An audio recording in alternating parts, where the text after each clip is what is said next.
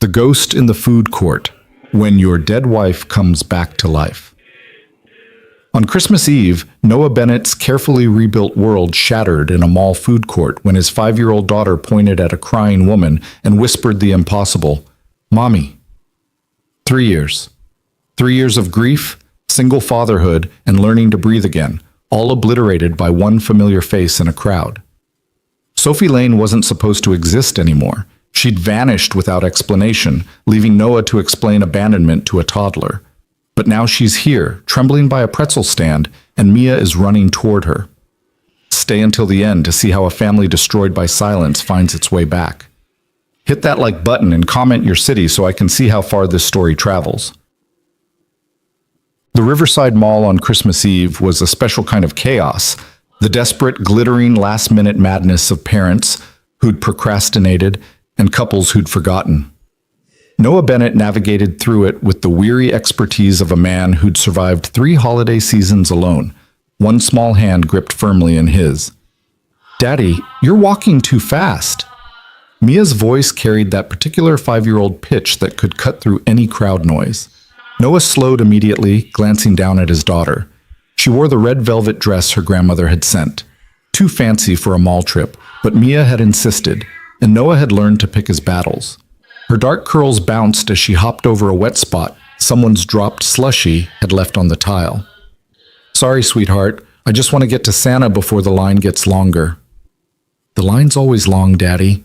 Mia's observation carried the exhausted wisdom of someone who'd seen it all. That's what Christmas is. Long lines and tired mommies. The word hit Noah like it always did, sharp, unexpected, even after 3 years. Mia rarely said it anymore. She'd learned, somehow, that it made adults uncomfortable, that it made her grandmother cry, that it made her father's whole face change in ways she couldn't quite understand but knew weren't good. "Yeah, well," Noah said, forcing brightness into his voice. "Lucky for us, you just have one tired daddy instead." Mia giggled and swung their joined hands. "You're not tired. You're Daddy. Daddies don't get tired." If only, Noah thought. If only she knew how tired he'd been for 3 solid years. They rounded the corner past the sporting goods store, heading toward the mall's center court where the massive Christmas display dominated the space. Already Noah could see the line snaking through the velvet ropes. At least 40 kids, maybe more, all bouncing with that specific pre-Santa energy while their parents checked phones and tried to look patient. "Okay, here's the deal," Noah said, stopping to crouch down to Mia's level. "We're going to wait in line. You're going to tell Santa what you want. We'll take the picture, and then we're going home to make cookies. Sound good?" Mia's eyes, her mother's eyes, that same impossible shade of green that still haunted Noah's dreams, went wide. "Can we make the ones with the chocolate chips and the butterscotch chips?" "We can make whatever you want, baby. Even the ones that look like reindeer? Even those." "And can we leave extra cookies for Santa? Because our house is kind of far from the North Pole, and he might be really hungry by the time he gets to us." Noah felt his chest compress the way it always did when Mia showed her heart so openly. She was good, genuinely beautifully good in a way that terrified him. How had he and Sophie created someone so purely kind? And how had he managed not to break that goodness in 3 years of fumbling through single parenthood? "We'll leave him a whole plate," Noah promised. "Now come on, let's get in line before—" Daddy, wait." The change in Mia's voice froze him. She'd gone still, completely still, her small body rigid in a way that made Noah's parental instincts fire on all cylinders. He followed her gaze across the crowded mall, past the fountain with its light display, past the cookie kiosk and the pretzel stand, to a woman, standing alone, crying. Noah's world tilted sideways. No, it couldn't be. "Daddy!" Mia's whisper was barely audible over the mall noise, but it cut through everything else. "Daddy, she's crying." The woman had her back partially turned, one hand pressed to her mouth, shoulders shaking. Dark hair, longer than he remembered, but the same shade, same height, same way of standing with all her weight on one leg when she was upset. Noah's lungs forgot how to work.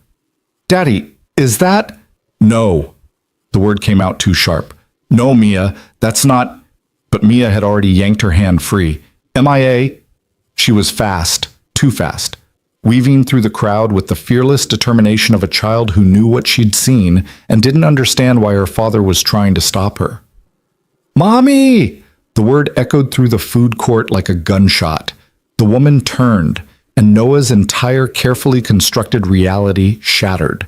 Sophie Lane, his ex-wife, Mia's mother, the woman who'd walked out of their lives 3 years ago without explanation or apology, stood 15 feet away, mascara stained and shaking, staring at the small girl running toward her.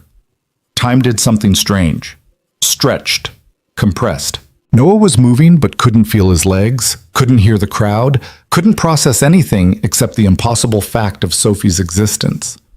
Mia crashed into Sophie's legs, arms wrapping tight, face pressed against her mother's jeans. "Mommy, you came back! You came back! I knew you would! I told Daddy you would, but he said—" "Mia?" Noah's voice came out strangled as he reached them, his hands instinctively moving to pull his daughter back, to protect her, to shield her from whatever fresh abandonment this was. "Mia, step back." But Mia held on tighter, and Sophie had dropped to her knees, her whole body folding around their daughter, and the sound that came out of her was somewhere between a sob and his name. Noah. 3 years. 3 years since he'd heard her voice. "Don't." The word came out cold, controlled, carrying every ounce of the rage he'd been too tired to feel. "Don't you dare say my name like you have any right to it." People were staring now. A teenage employee from the pretzel stand had paused mid-transaction. A woman with a stroller had stopped to watch, her expression caught between sympathy and judgment.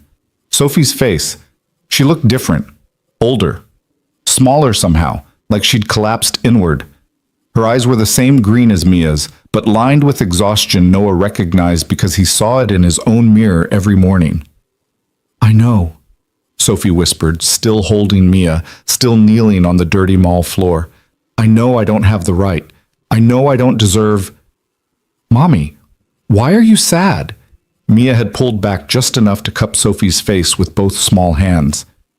"Did someone hurt you? Should Daddy beat them up?"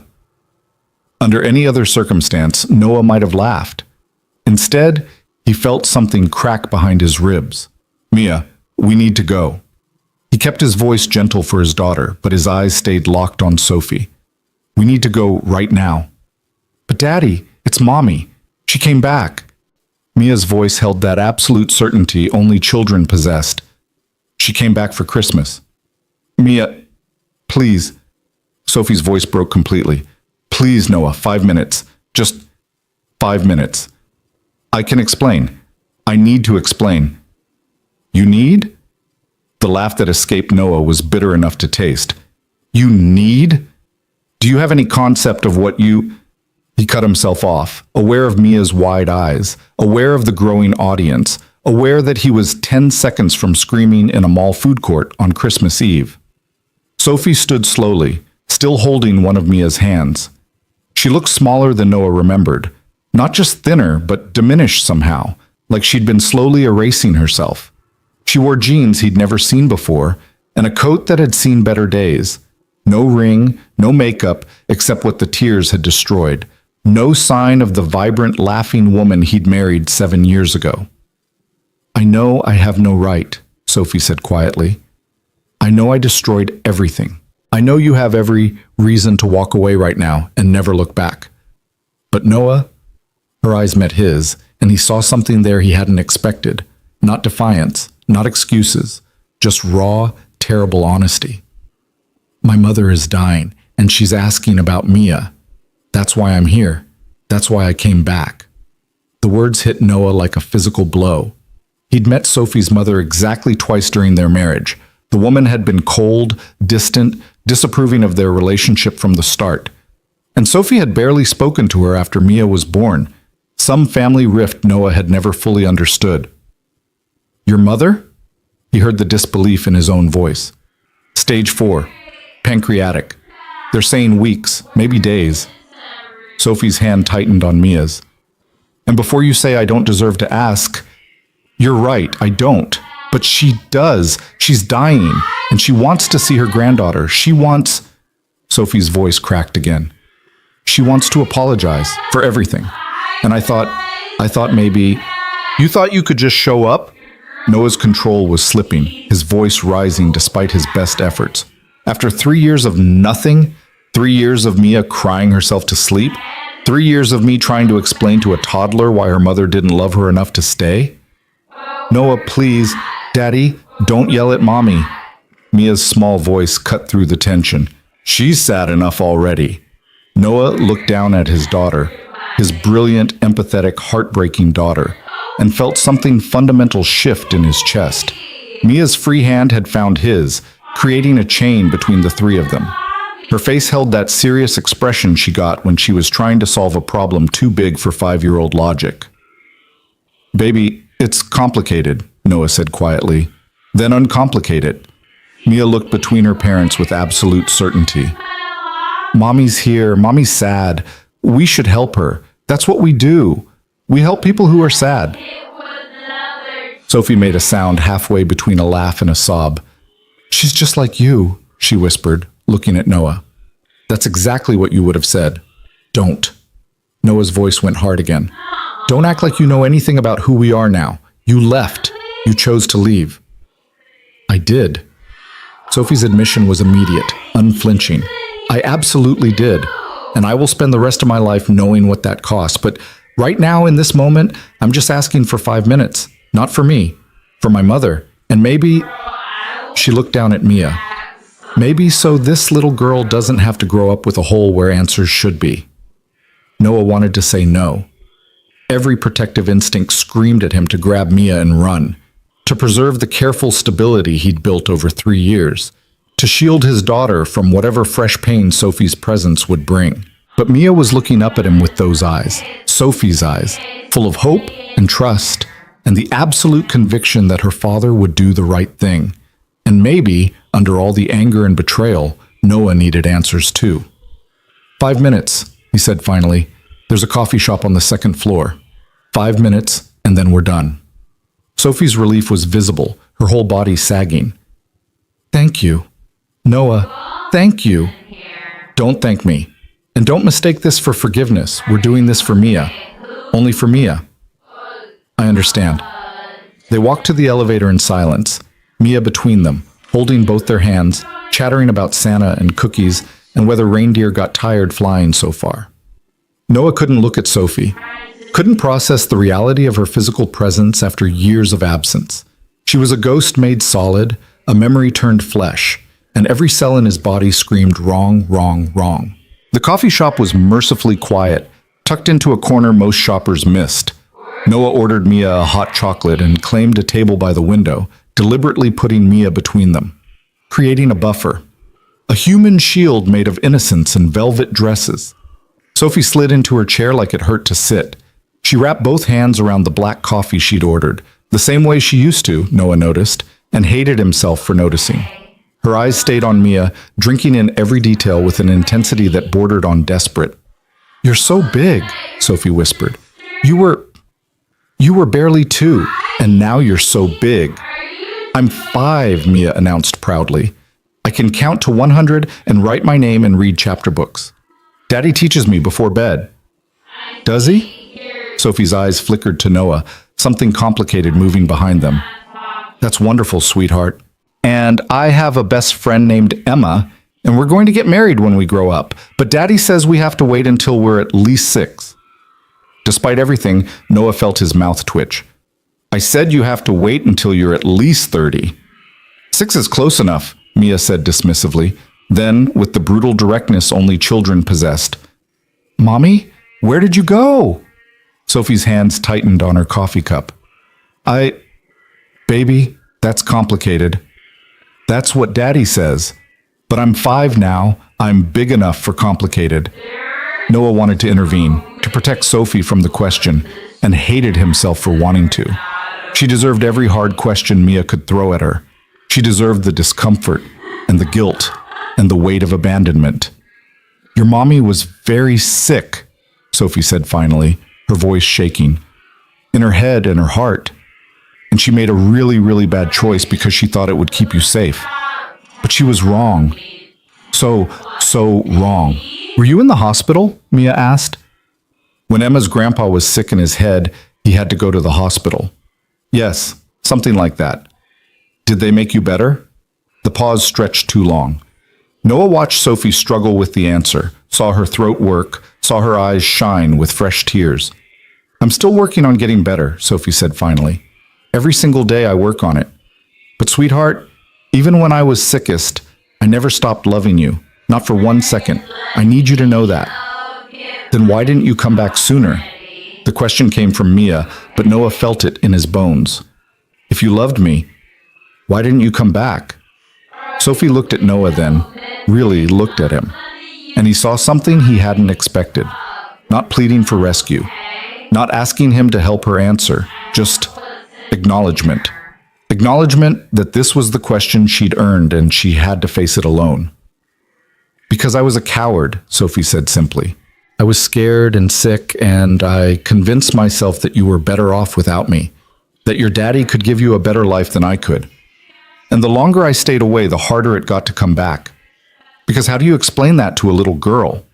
How do you say, I left because I was broken and I was too broken to fix myself? But you're fixed now? Mia asked. Not fixed, not all the way, but better. Getting better, and finally brave enough to face what I did. Mia absorbed this with the seriousness she gave to all important information. Then, okay, you can come to Christmas dinner.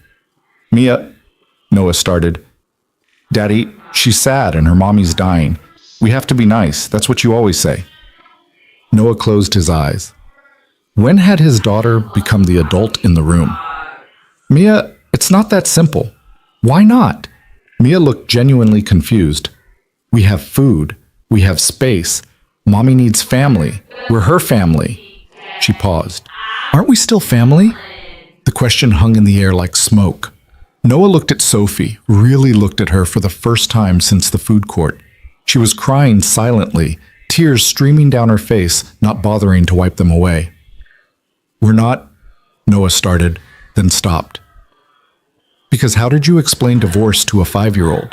How did you explain that love could die and families could break, and sometimes people who shared a life couldn't even share a conversation anymore? We're always family, Sophie said quietly, speaking to Mia but looking at Noah. Even when we mess up, even when we hurt each other. The love might get complicated and twisted and broken, but the connection, she swallowed hard. The connection stays, whether we want it to or not. Noah felt something violent move through his chest. Anger, grief, recognition. All of it tangled together until he couldn't separate the threads. 5 minutes are up, he said flatly. Daddy, Mia, we need to go. We need. He stood, his chair scraping harsh against the floor. We still need to see Santa, and then we have cookies to make. But what about Mommy? Mommy has to go see her sick mother. But Mia... Noah's voice came out sharper than he intended. He saw his daughter flinch and hated himself for it. We're going, now. Mia's lower lip trembled. Can Mommy come back tomorrow? No. Why not? Because Noah wasn't ready. Because seeing Sophie hurt too much. Because he'd spent 3 years learning to breathe without her and he couldn't survive drowning again. Because we have plans tomorrow. We do? Mia looked confused. What plans? Just plans. Sophie stood slowly. It's okay, sweetheart. Your daddy's right. I should go see my mother. She hesitated, then reached into her pocket and pulled out a phone. A cheap flip phone, Noah noticed, not the iPhone she'd had before. Could I at least have your number? In case my mother wants to see Mia before... She didn't finish. Didn't need to. Noah wanted to say no, wanted to protect himself and Mia from whatever pain this reopening of wounds would bring, but Mia was watching him with those eyes again, and he could feel his daughter's judgment even at 5 years old. Fine. He rattled off his number. But Sophie, if you disappear again, if you hurt her again, you will never, ever get another chance. Are we clear? Crystal. Sophie's voice was barely a whisper. She knelt down in front of Mia. Can I give you a hug goodbye? Mia threw her arms around Sophie's neck so fast it looked like flight. I love you, Mommy. Even when you were gone, I loved you. Sophie's sob was audible. I love you too, baby girl. So much. More than anything in the whole world. They held on for a long moment. Long enough that Noah had to look away, had to focus on the window and the falling snow outside because watching hurt too much. When Mia finally pulled back, Sophie stood quickly, wiping her eyes with the back of her hand. Thank you, she said to Noah, for giving me those 5 minutes and for raising her so beautifully. She's perfect. You did that. All you. Noah didn't respond, couldn't respond. He just took Mia's hand and walked away. They were halfway to the elevator when Mia said, Daddy, you're sad. I'm fine, baby. No, you're not. You have your trying not to cry face. Noah stopped walking, looked down at his daughter, his observant, empathetic, impossible daughter. You're too smart for your own good, you know that? I get it from you. Mia squeezed his hand. It's okay to be sad, Daddy. You always tell me that. It's okay to have big feelings. Noah knelt down, pulling Mia into a hug. When did you get so wise? I've always been wise. You just finally noticed.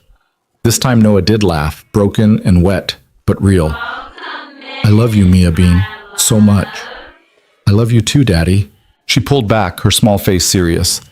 But we should still invite Mommy to Christmas. It's the right thing to do. Mia, please? Her mommy's dying and she's all alone and it's Christmas Eve and we're supposed to be nice on Christmas. Noah closed his eyes. Let me think about it.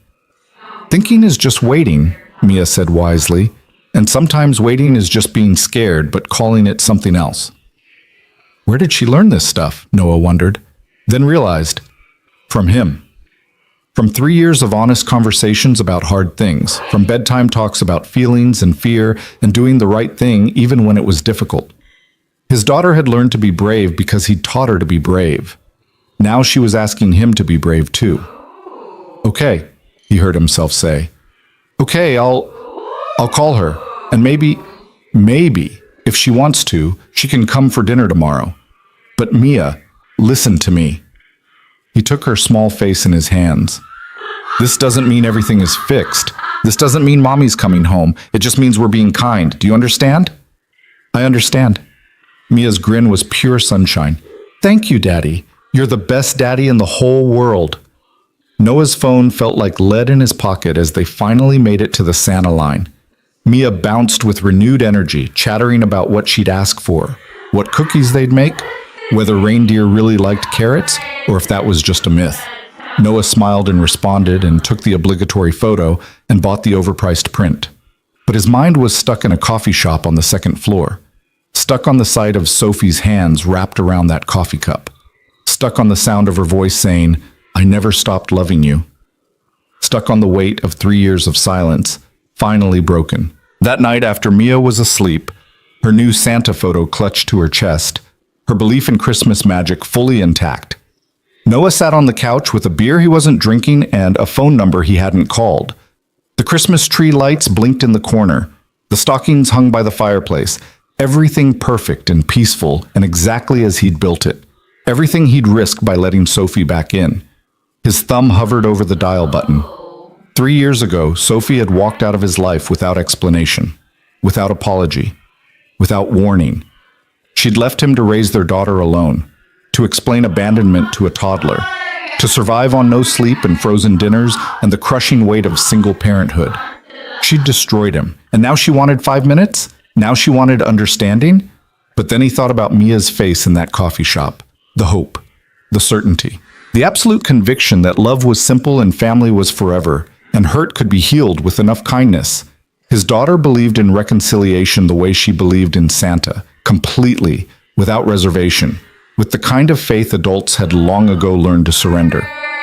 Noah took a breath and dialed. Sophie answered on the first ring.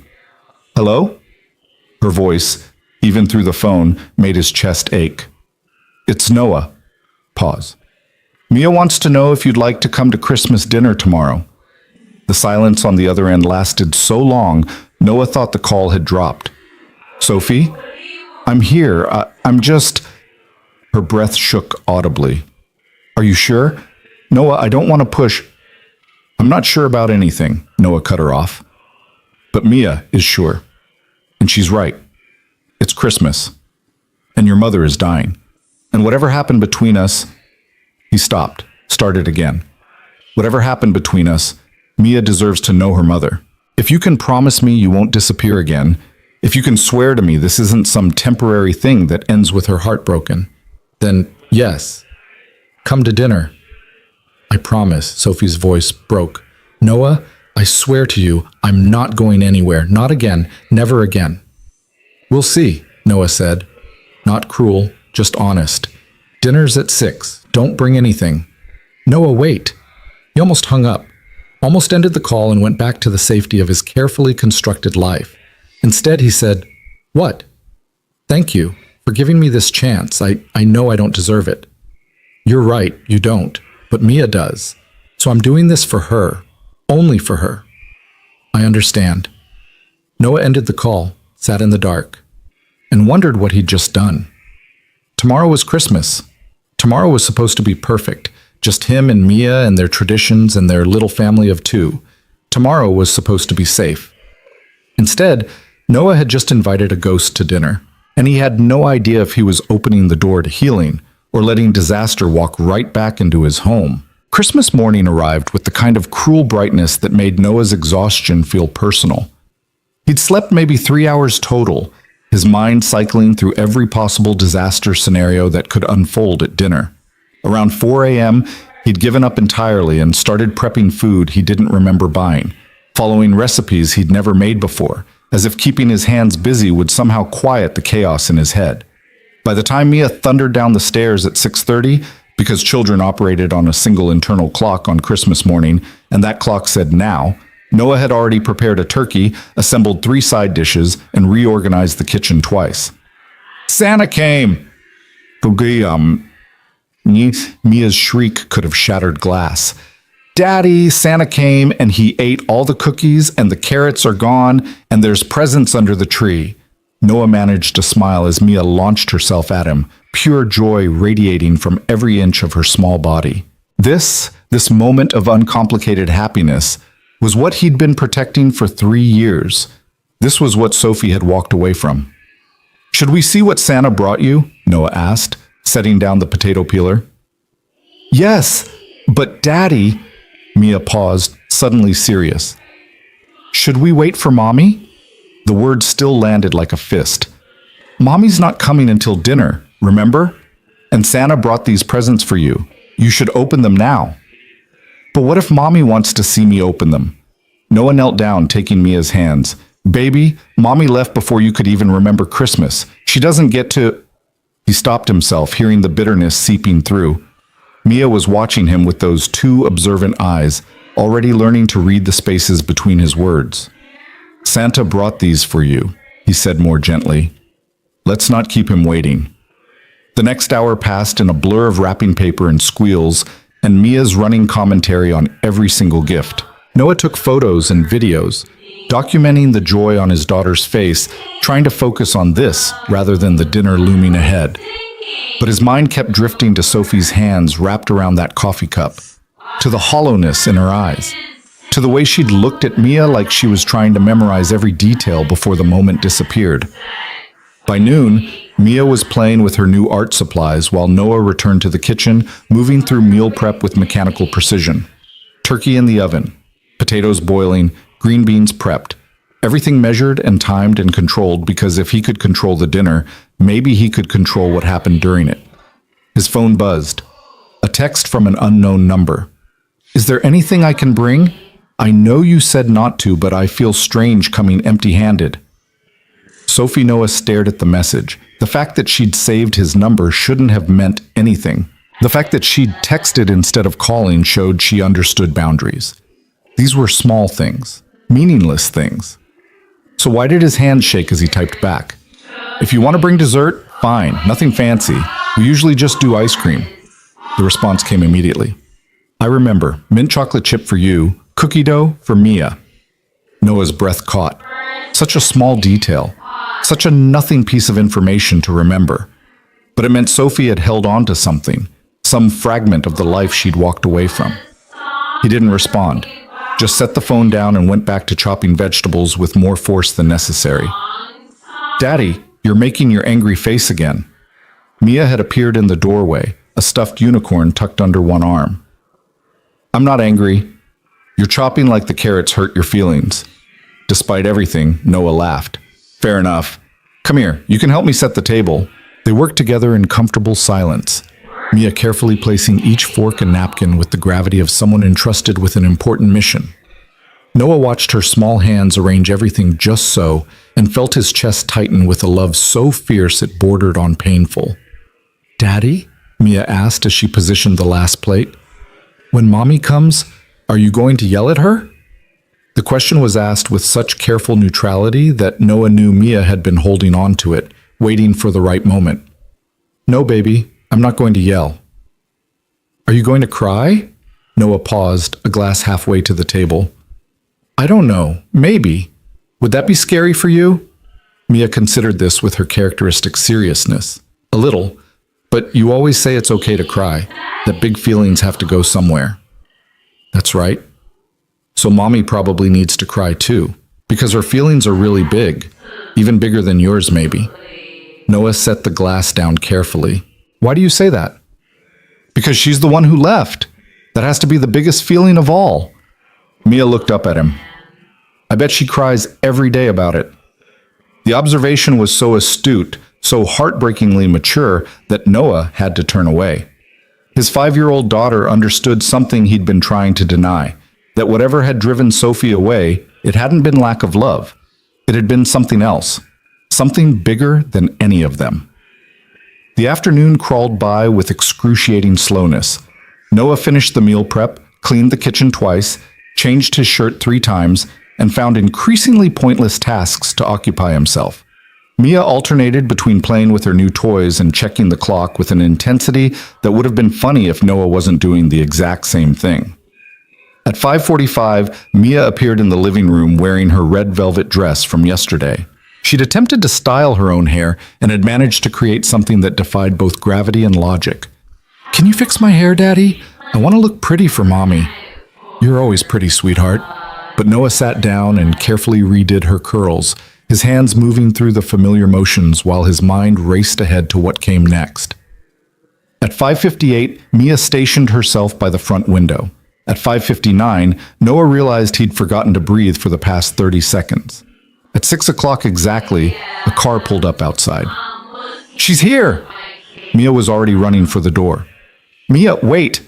But his daughter had already yanked open the door and was bouncing on the front step in the cold evening air.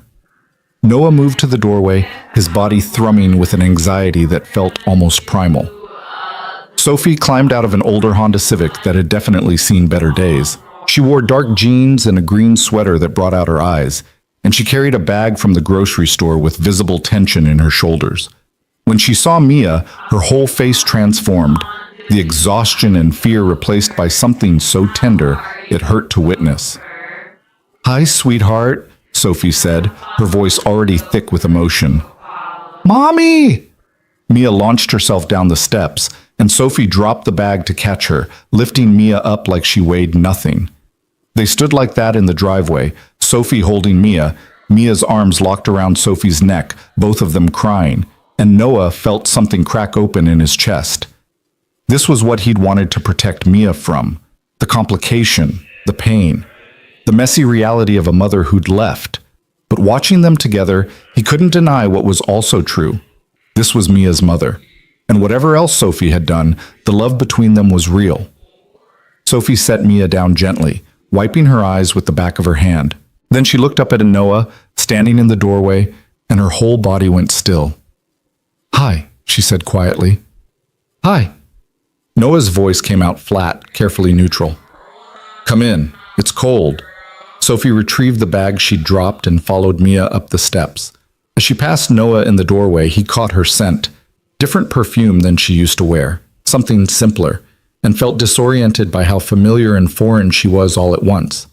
Inside, Sophie stopped in the entryway and just looked around. Her eyes moved over the space, the photos on the walls, the coat hooks with Mia's tiny jackets, the basket of shoes by the door. taking in 3 years of life she'd missed. "It looks good," she said softly.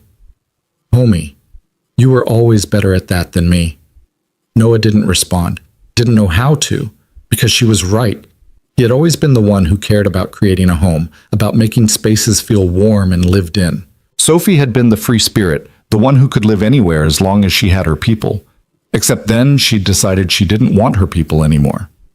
"I brought dessert," Sophie said, holding up the bag. "Ice cream, the right flavors, and..." She reached in and pulled out a small wrapped box. "Something for Mia, if that's okay." "Mommy got me a present." Mia was already reaching for it. "Not until after dinner," Noah said automatically. Then, to Sophie, "You didn't have to do that." "I wanted to. I missed." She swallowed hard. "I missed 3 Christmases. I can't get those back, but I can be here for this one." The statement hung in the air between them, weighted with all the years of absence. "Dinner's ready," Noah said finally. "Mia, go wash your hands." Mia scampered off, and suddenly Noah and Sophie were alone in the entryway, 3 feet apart, an ocean of history between them. "Noah, Not yet." Noah's voice was quiet but firm. "Whatever you need to say, not yet. Let's just get through dinner." Sophie nodded, her hands twisting together. "Okay, where should I put the ice cream?" "Freezer's fine. You remember where it is." The words came out more bitter than Noah intended, but Sophie just nodded and moved toward the kitchen. Noah watched her navigate his space, their old space, with the muscle memory of someone who used to live here. She knew which cabinet held the glasses, which drawer had the utensils, the exact squeaky spot on the floor by the sink. Small things, meaningless things, things that proved she'd been real once, that this life had been real. Dinner started stiff and awkward, everyone too aware of the empty chair that was now filled. Noah had put Sophie across from him, with Mia between them, the same protective positioning as yesterday. He passed dishes in silence while Mia filled every gap with her endless Christmas chatter. "And Santa brought me an art set with 100 markers, and I'm going to draw pictures of every animal in the world, and Daddy said I could put them on the fridge, and look, I lost another tooth." Mia opened her mouth wide to display the gap. "That's wonderful, baby." Sophie's voice trembled. "What did the tooth fairy bring you?" $5 whole. Daddy says that's inflation."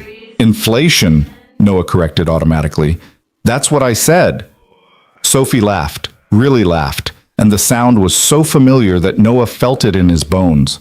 That laugh had been his favorite sound once, the thing he'd worked to earn, to create, to protect. Now it felt like glass breaking.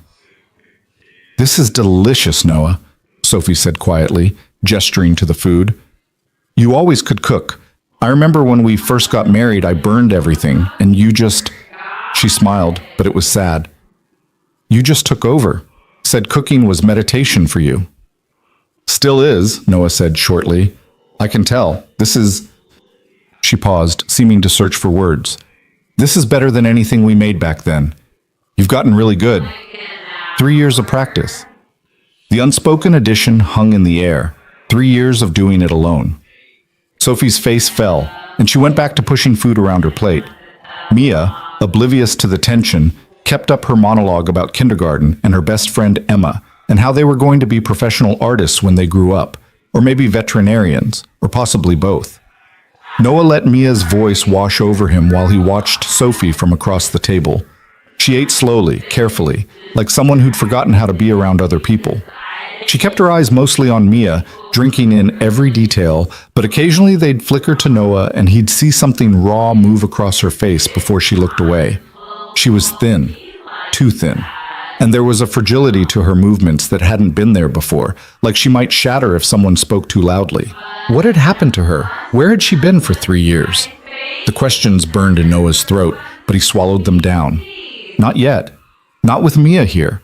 Not while his daughter was so happy, so convinced that this dinner meant everything was fixed. "Daddy, can Mommy see my room?" Mia asked suddenly. "I want to show her all my stuffed animals."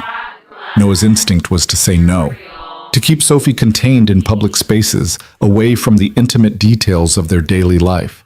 But Mia was looking at him with such hope, and he heard his own words echo back, Sometimes waiting is just being scared, but calling it something else.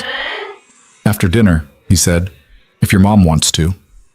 I'd love to, Sophie said immediately, her eyes shining. If that's okay with your dad. It's fine, Noah lied.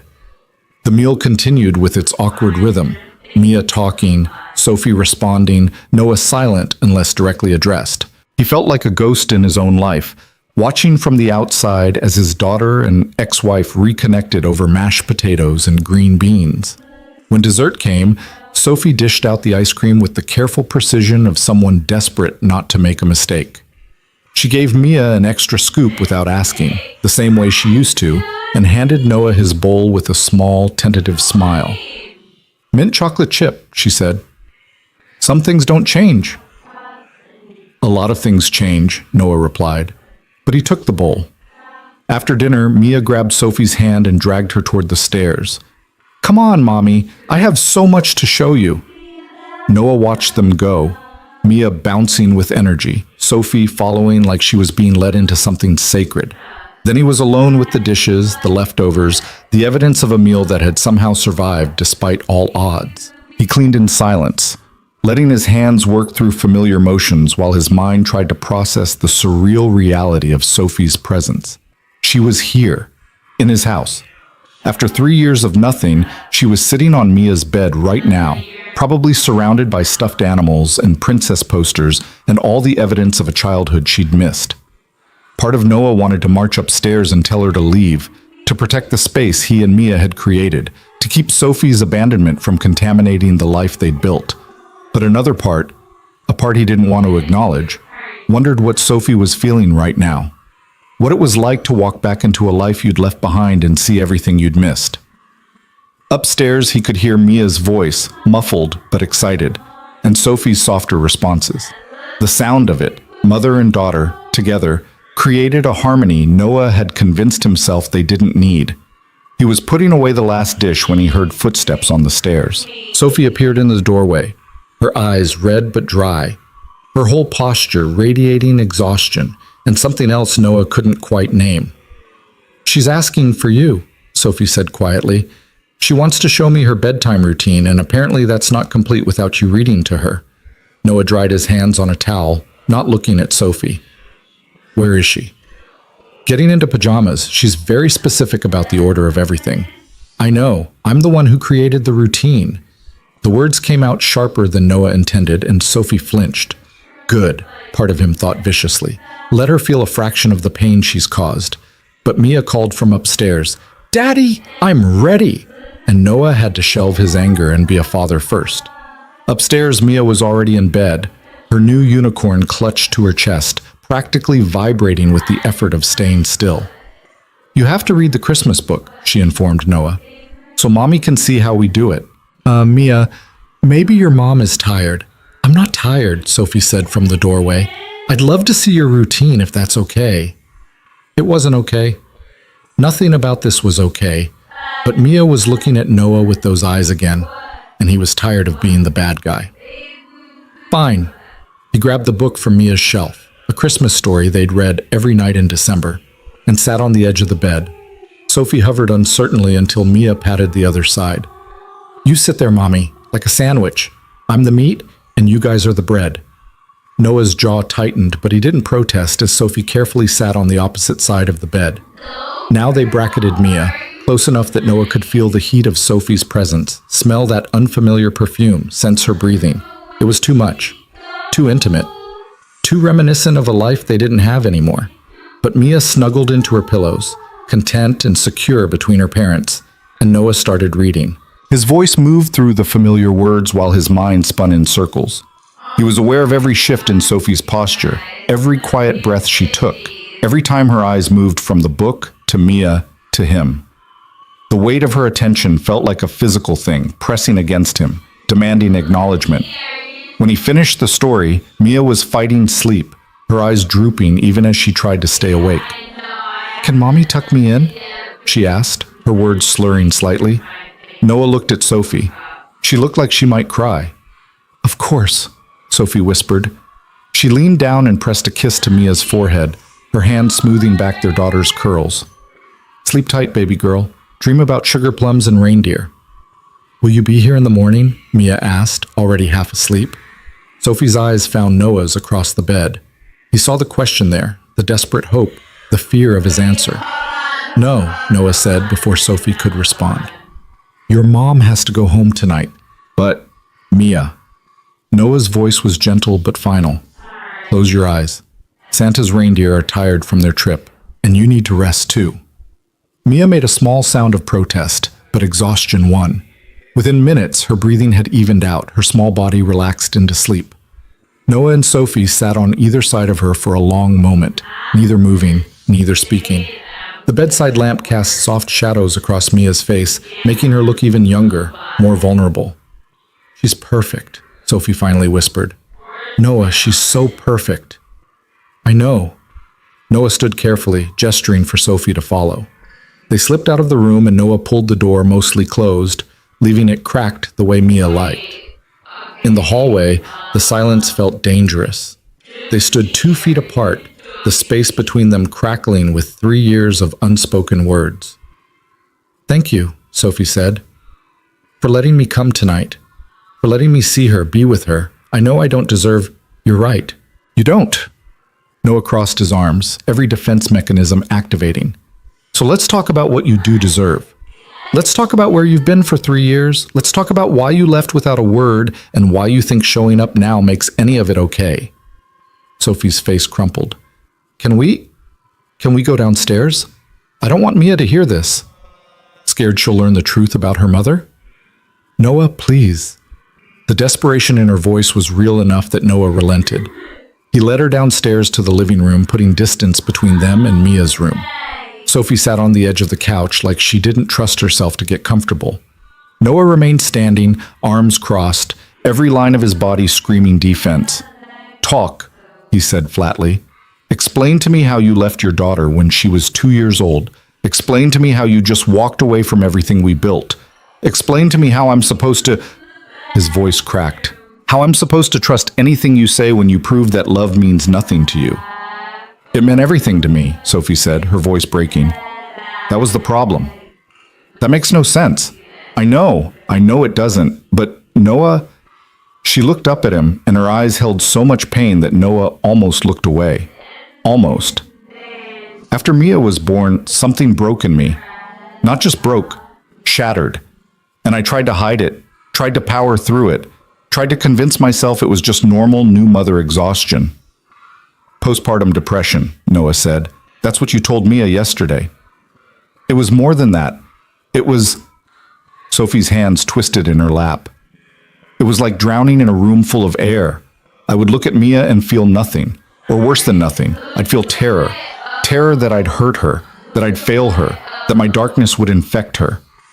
Noah felt something cold slide down his spine. You never told me that. Because I was ashamed. Because good mothers don't think about hurting their babies. Because I was terrified you'd take her away from me if you knew how broken I was. So instead you took yourself away. Yes. Sophie's admission was immediate, unflinching. I convinced myself it was the right thing, that she'd be better off with just you, that my presence was poison, and the longer I stayed away, the harder it got to come back. Because how do you explain that to your husband? Your daughter? How do you say, I left because I was dying inside and I thought it would save you? Noah sank into the chair across from her, his legs suddenly unreliable. This wasn't what he'd expected. He'd spent 3 years imagining every possible reason for Sophie's disappearance. Another man, boredom, resentment, simple cruelty. He'd never considered this. You should have told me, he said, his voice rough. We were married. We were supposed to be partners. You should have... I know I should have. But I wasn't rational, Noah. I was sick. Really, truly sick in a way I didn't understand until it was too late. Where did you go? Sophie took a shaky breath. First, nowhere. I stayed with a friend you never met, someone from my old job. She convinced me to see a doctor, and the doctor convinced me to check myself into a program. I spent 4 months in a psychiatric facility in Colorado learning how to function again. Noah's hands gripped the arms of his chair. 4 months. You were in treatment for 4 months and you never called, never wrote. Never let us know you were alive. Because I thought you'd try to bring me home, and I wasn't ready. I wasn't safe yet. Not for Mia, not for myself. And after? After, I got a job in Boulder. Nothing impressive. I waited tables, worked retail, lived in a tiny apartment with 3 roommates. I went to therapy twice a week, took my medication, tried to build a version of myself that could survive existing. Sophie's voice dropped to barely a whisper. And every single day I thought about coming home. Every single day I told myself tomorrow. Tomorrow I'll be brave enough. Tomorrow I'll be better enough. Tomorrow I'll know what to say. But you never did. No, because I'm a coward. Sophie looked directly at Noah, her eyes red but clear. I'm a coward who convinced herself that absence was love, that staying away was protection. And by the time I realized how wrong I was, 3 years had passed, and I had no idea how to undo what I'd done. Noah sat with this for a long moment, trying to process 3 years of imagined scenarios against the reality sitting in front of him. Part of him wanted to rage, to throw Sophie's explanations back in her face, to tell her that mental illness didn't excuse abandonment, that being sick didn't erase the damage she'd caused. But another part, a part he didn't want to acknowledge, understood. Because he'd been there too, those first months after Sophie left. The darkness, the overwhelming terror, the certainty that he was failing Mia every single day. The only difference was that he hadn't had the luxury of leaving. Your mother, Noah said finally. How sick is she really? Dying. Really dying. They're saying maybe 2 weeks. Sophie's face twisted. We never had a good relationship. She disapproved of you, of our marriage, of how young we were. When I got pregnant, she told me I was throwing my life away. So I cut her off. Completely. For years. And now? Now she's dying, and she wants to make peace. She sent a letter to my last known address. It got forwarded 3 times before it found me. She said, Sophie's voice broke again. She said she was wrong about everything, about you, about us, about Mia, and she wants to meet her granddaughter before she dies. Does Mia need to be part of that? Noah asked. Does she need to meet a dying stranger? I don't know. That's why I came to you first, because you're her father and you've been making all the decisions for 3 years, and I have no right to swoop in and make demands. Sophie wiped her eyes with the back of her hand. But Noah, if you could have seen my mother's face in that letter, the regret, the grief. She spent years being hard and cold and judgmental, and now she's running out of time to be anything else. Noah thought about his own parents, gone for 5 years now, killed in a car accident when Mia was just a baby. He thought about all the things left unsaid, the reconciliations that never happened, the time they'd all assumed they had. If Mia meets her, Noah said slowly, I'm there. Every second. And at the first sign that it's too much for her, we leave. Are we clear? Sophie's relief was palpable. Crystal, thank you. Thank you, Noah. Don't thank me. I'm doing this for Mia. Only for Mia. I know. Sophie stood, wrapping her arms around herself. I should go. It's late, and I've already pushed your boundaries enough for one day. Noah walked her to the door, maintaining careful distance. At the threshold, Sophie turned back. Noah, I know I can't fix the past. I know I can't erase 3 years of pain, but I'm asking, begging, for the chance to do better, to be present, to be the mother Mia deserves.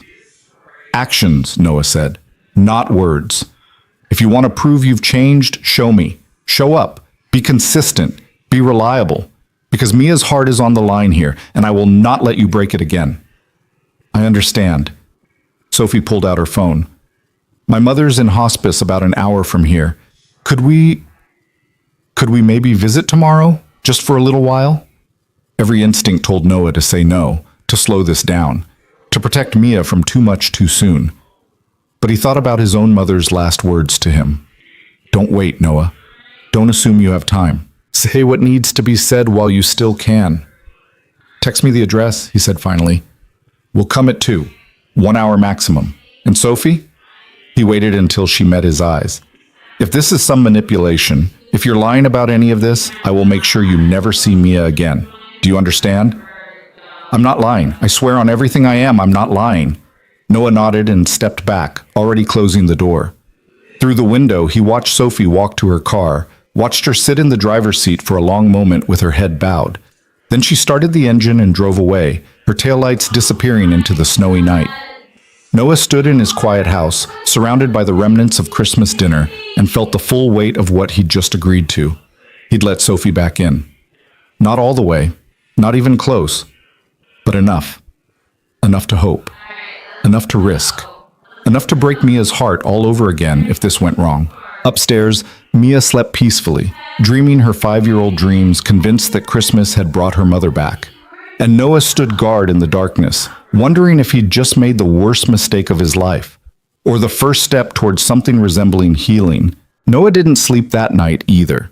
He lay in bed staring at the ceiling, replaying every moment of the evening, dissecting every word Sophie had said for signs of deception or manipulation. But all he could see was the raw honesty in her eyes, the shame, the desperate hope that maybe, somehow, forgiveness was possible. Around 3 a.m., he gave up on sleep entirely and went to check on Mia. She was sprawled across her bed in that boneless way children slept, one arm hanging off the edge, her new unicorn clutched to her chest. Peaceful, innocent, trusting that the adults in her life would protect her. Noah stood in the doorway and made himself a promise. Whatever happened with Sophie, whatever reconciliation or ruin lay ahead, Mia would be okay. He'd make sure of it, even if it destroyed him in the process. Morning came too quickly. Mia bounced into Noah's room at 7, already dressed and buzzing with questions about when they'd see Mommy again, where Grandma lived, whether dying people could still eat cookies. Noah answered what he could and deflected what he couldn't, moving through their morning routine on autopilot while his mind spun ahead to the afternoon. By noon, he'd changed his shirt 4 times and reorganized Mia's hair twice. She tolerated his nervous energy with the patience of someone who'd learned to read her father's moods. "Daddy, you're doing the worry thing again," she observed as Noah adjusted her jacket for the 3rd time. "I'm not worried. I'm just making sure you're ready." "I'm 5. I've been ready since breakfast." Mia patted his hand with exaggerated sympathy. "It's okay to be scared, remember? You always tell me that." Noah crouched down to her level, taking in his daughter's serious expression. "When did you get so smart?" "I've always been smart. You're just finally noticing." This time Noah did laugh, pulling Mia into a hug that was probably too tight, but she didn't complain. When he pulled back, he made sure his voice was steady and clear. "Listen to me, baby. We're going to meet your grandmother today. She's very sick, and the place we're going might feel strange. There might be machines and medicine smells and other things that seem scary. But I'll be right there with you the whole time, okay? And if you want to leave, we leave. No questions asked." Mia nodded solemnly. "Is Mommy going to be there?" "Yes, your mom will be there." "Good. Because Mommy needs us. I can tell." The observation landed like a weight in Noah's chest. His 5-year-old daughter had somehow intuited what he'd been trying to deny, that Sophie wasn't just back for her mother's sake. She was back because she was drowning, and she needed the people she'd left behind to throw her a line. The question was whether Noah had any lines left to throw. They arrived at Riverside Hospice at exactly 2 o'clock. The building tried to look welcoming with its warm brick exterior and carefully maintained gardens, but there was no disguising what it was. A place people came to die with dignity and as little pain as modern medicine could manage. Sophie was waiting in the lobby, perched on the edge of a chair like she might bolt at any second. When she saw them come through the automatic doors, relief and terror warred across her face in equal measure. "You came," she said, standing quickly. "I wasn't sure if you'd really come." "We said we would." Noah kept his voice neutral, his hand firm on Mia's shoulder. "How's your mother?" "Awake. Lucid, mostly. The hospice nurse said this is probably the best we'll get." Sophie's eyes dropped to Mia, and something in her expression softened. "Hi, sweetheart. Thank you for coming with me today." "Hi, Mommy." Mia seemed suddenly shy, pressing closer to Noah's leg. "Is your mommy nice?" Sophie's laugh was brittle. "That's a complicated question. But she wants to be. She's trying to be. That's something, right?" Noah wasn't sure how to answer that, so he didn't. Instead, he said, "Lead the way. And remember, 1 hour maximum." They followed Sophie through hallways that smelled of antiseptic and artificial flowers, past rooms where families sat in quiet vigil, past nursing stations where staff spoke in hushed tones about medication schedules and comfort measures. Mia's hand found Noah's and squeezed tight. "It's okay, baby," Noah murmured. "I've got you." Sophie stopped outside room 247 and turned to face them, her whole body radiating anxiety. "Before we go in, I need to tell you something. My mother can be blunt, direct. She doesn't always think before she speaks. If she says something that hurts your feelings, Mia, I need you to know it's not about you. It's about her own regrets, okay?" "What's regrets?" Mia asked. "It's when you wish you'd done things differently," Noah said quietly. "When you realize you made mistakes." "Oh, like when I broke Emma's favorite crayon and I felt bad?" "Exactly like that, except bigger." Sophie took a deep breath and knocked softly before pushing open the door. The room was small but bright, afternoon sunlight streaming through windows that looked out on the garden. The woman in the bed was thin to the point of skeletal, her skin paper white, her breathing labored even with the oxygen tube under her nose. But her eyes, sharp and green, exactly like Sophie's and Mia's, tracked their entrance with fierce intelligence. "You actually came," the woman said, her voice raspy but strong. "I thought you'd talk yourself out of it." "Hi, Mom." Sophie moved to the bedside, her posture stiff. "How are you feeling?"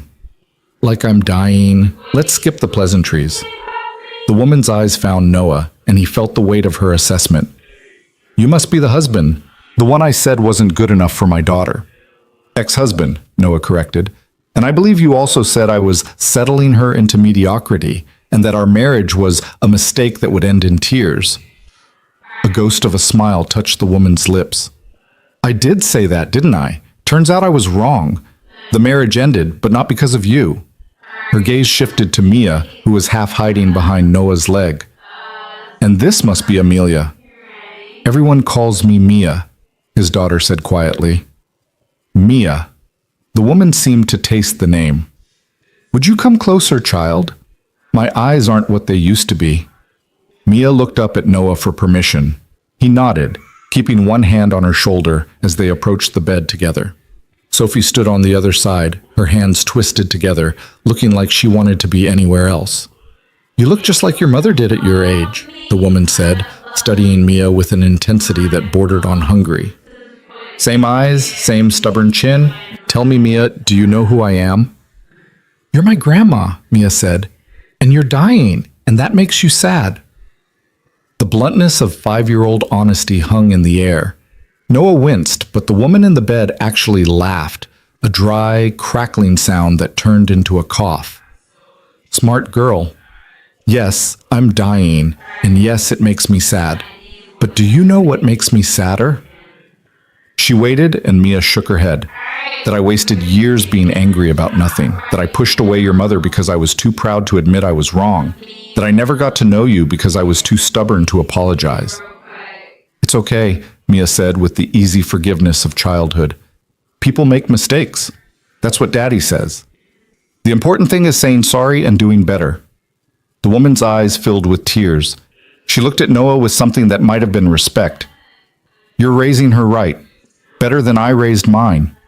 "We're doing our best," Noah said stiffly. "Sophie."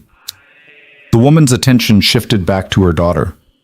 "I need to say this while I still can.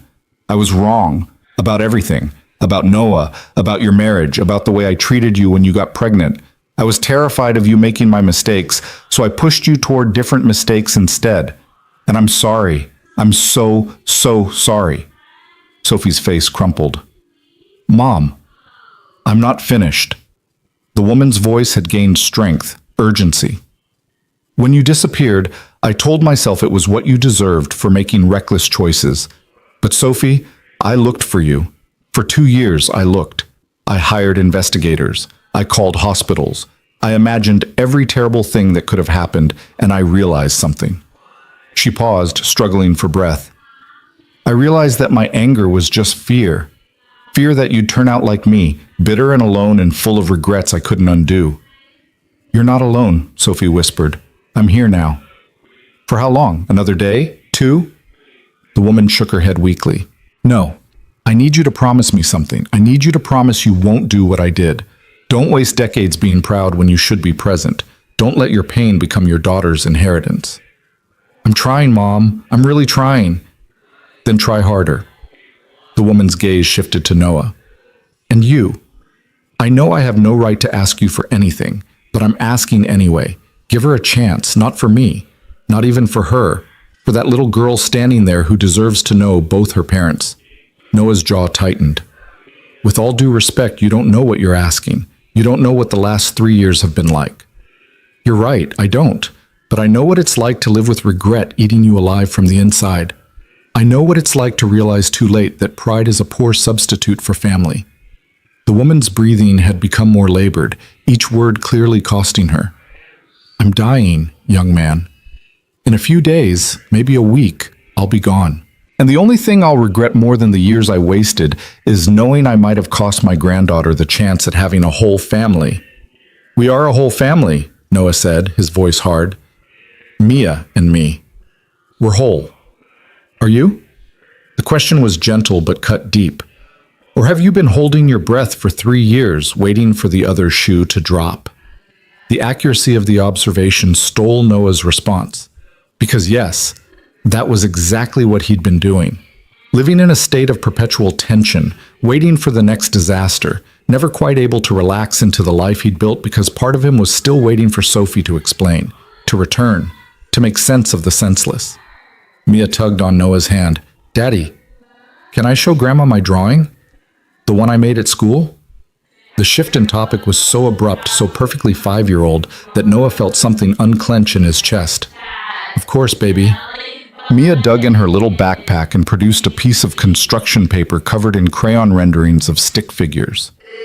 This is me and Daddy and Emma. And these are all the animals we're going to save when we're veterinarians. Except Emma wants to be an astronaut now, so maybe just me. The woman took the drawing with trembling hands, studying it like it was the Mona Lisa. It's beautiful, Mia. You're very talented. I know. Daddy says I get it from Mommy. She used to draw too before she got sad in her head. Sophie made a choked sound. The woman looked at her daughter with something fierce in her eyes. Yes, your mother was very good at art, before she got sad. Before I told her art was impractical and she needed to focus on something sensible. The woman's voice dropped. I have a lot to answer for. More than I can fix in the time I have left. They stayed for the full hour, the conversation drifting between heavy and light, between regret and tentative hope. Mia, with the resilience of children, adapted quickly to the strangeness of the hospice room. She showed her grandmother her other school projects, told her about Emma in kindergarten and her elaborate plans for when she grew up. The woman listened like each word was precious, asking questions, laughing at Mia's observations, soaking up the presence of a granddaughter she'd never thought she'd meet. Sophie mostly stayed quiet, watching the interaction with tears streaming silently down her face. Noah watched too, his emotions a tangled mess of anger and grief and something he refused to name. Because this moment of connection between Mia and her grandmother wouldn't be happening if Sophie hadn't left.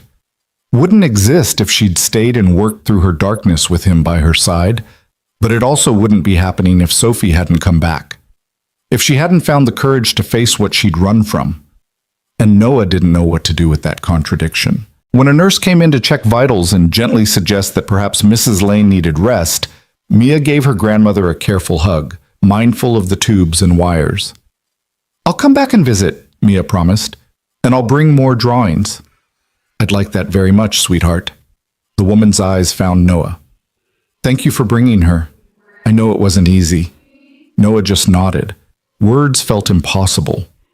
In the hallway, Sophie walked them back to the entrance in silence. When they reached the lobby, she turned to face them, her expression raw and vulnerable. Thank you, she said quietly. Both of you. It meant everything. She has pancreatic cancer, Noah said, not quite a question. Stage 4. Yes, they did everything they could, but it spread too fast. Now it's just comfort measures and waiting. How long do they think? Days? A week at most? Sophie's voice broke. She wants to see Mia again. Would that be okay?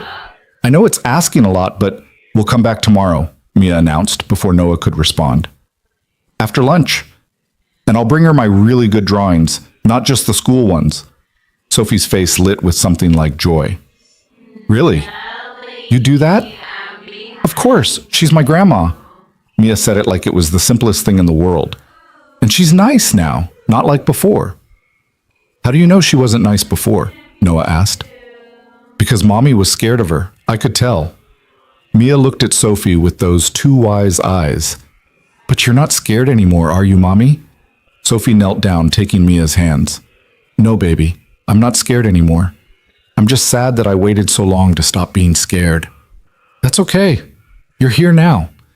Mia said it with the absolute certainty that only children possessed, the belief that presence erased absence, that now mattered more than then, that love was always enough. Noah wished he could believe that too. They said their goodbyes in the parking lot. Sophie hugged Mia tight, then stood and looked at Noah with something complicated moving behind her eyes. I know you're doing this for Mia, she said quietly. Not for me. And I'm grateful.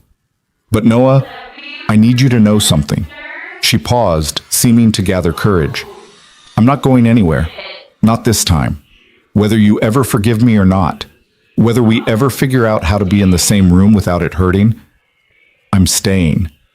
I'm going to be in Mia's life, consistently, reliably, the way I should have been all along. We'll see, Noah said, because he'd learned the hard way that promises meant nothing. Only actions mattered. Only time would tell if Sophie had really changed, or if this was just another beautiful lie wrapped in good intentions. In the car, Mia was unusually quiet. Noah glanced in the rearview mirror and saw her staring out the window, her small face serious. You okay, baby? Is Grandma going to die soon? The question was asked with the straightforward curiosity of childhood, without the weight of existential dread adults carried. Noah chose his words carefully. Yes, sweetheart. Probably very soon. And then we'll never see her again? Not in the way we saw her today, but we'll remember her. And you made her really happy today. Sometimes that's the best gift we can give someone, letting them know they mattered. Mia processed this in silence for a moment.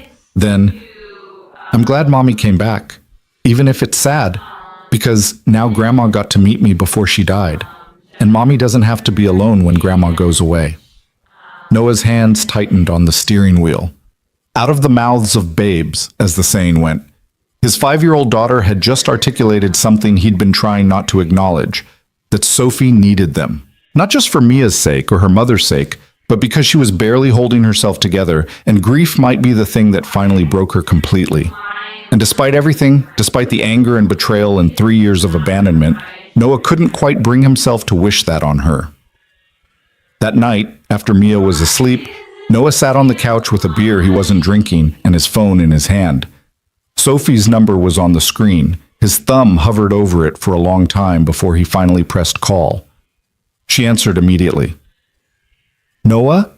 Is everything okay? Is Mia... Mia's fine. She's asleep. Noah cut her off before panic could take root. I'm calling because we need to set some ground rules.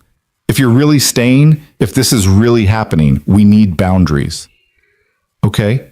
Sophie's voice was cautious. I'm listening? First, you don't make promises to Mia that you can't keep. I don't care if it makes you uncomfortable to say no. Better she's disappointed now than devastated later. Understood. Second, you don't just show up at our house without calling first. Mia needs routine and stability. You can't disrupt that on a whim. Agreed. Third, and this is non-negotiable, you get help, real help, therapy, medication, whatever you need to stay stable.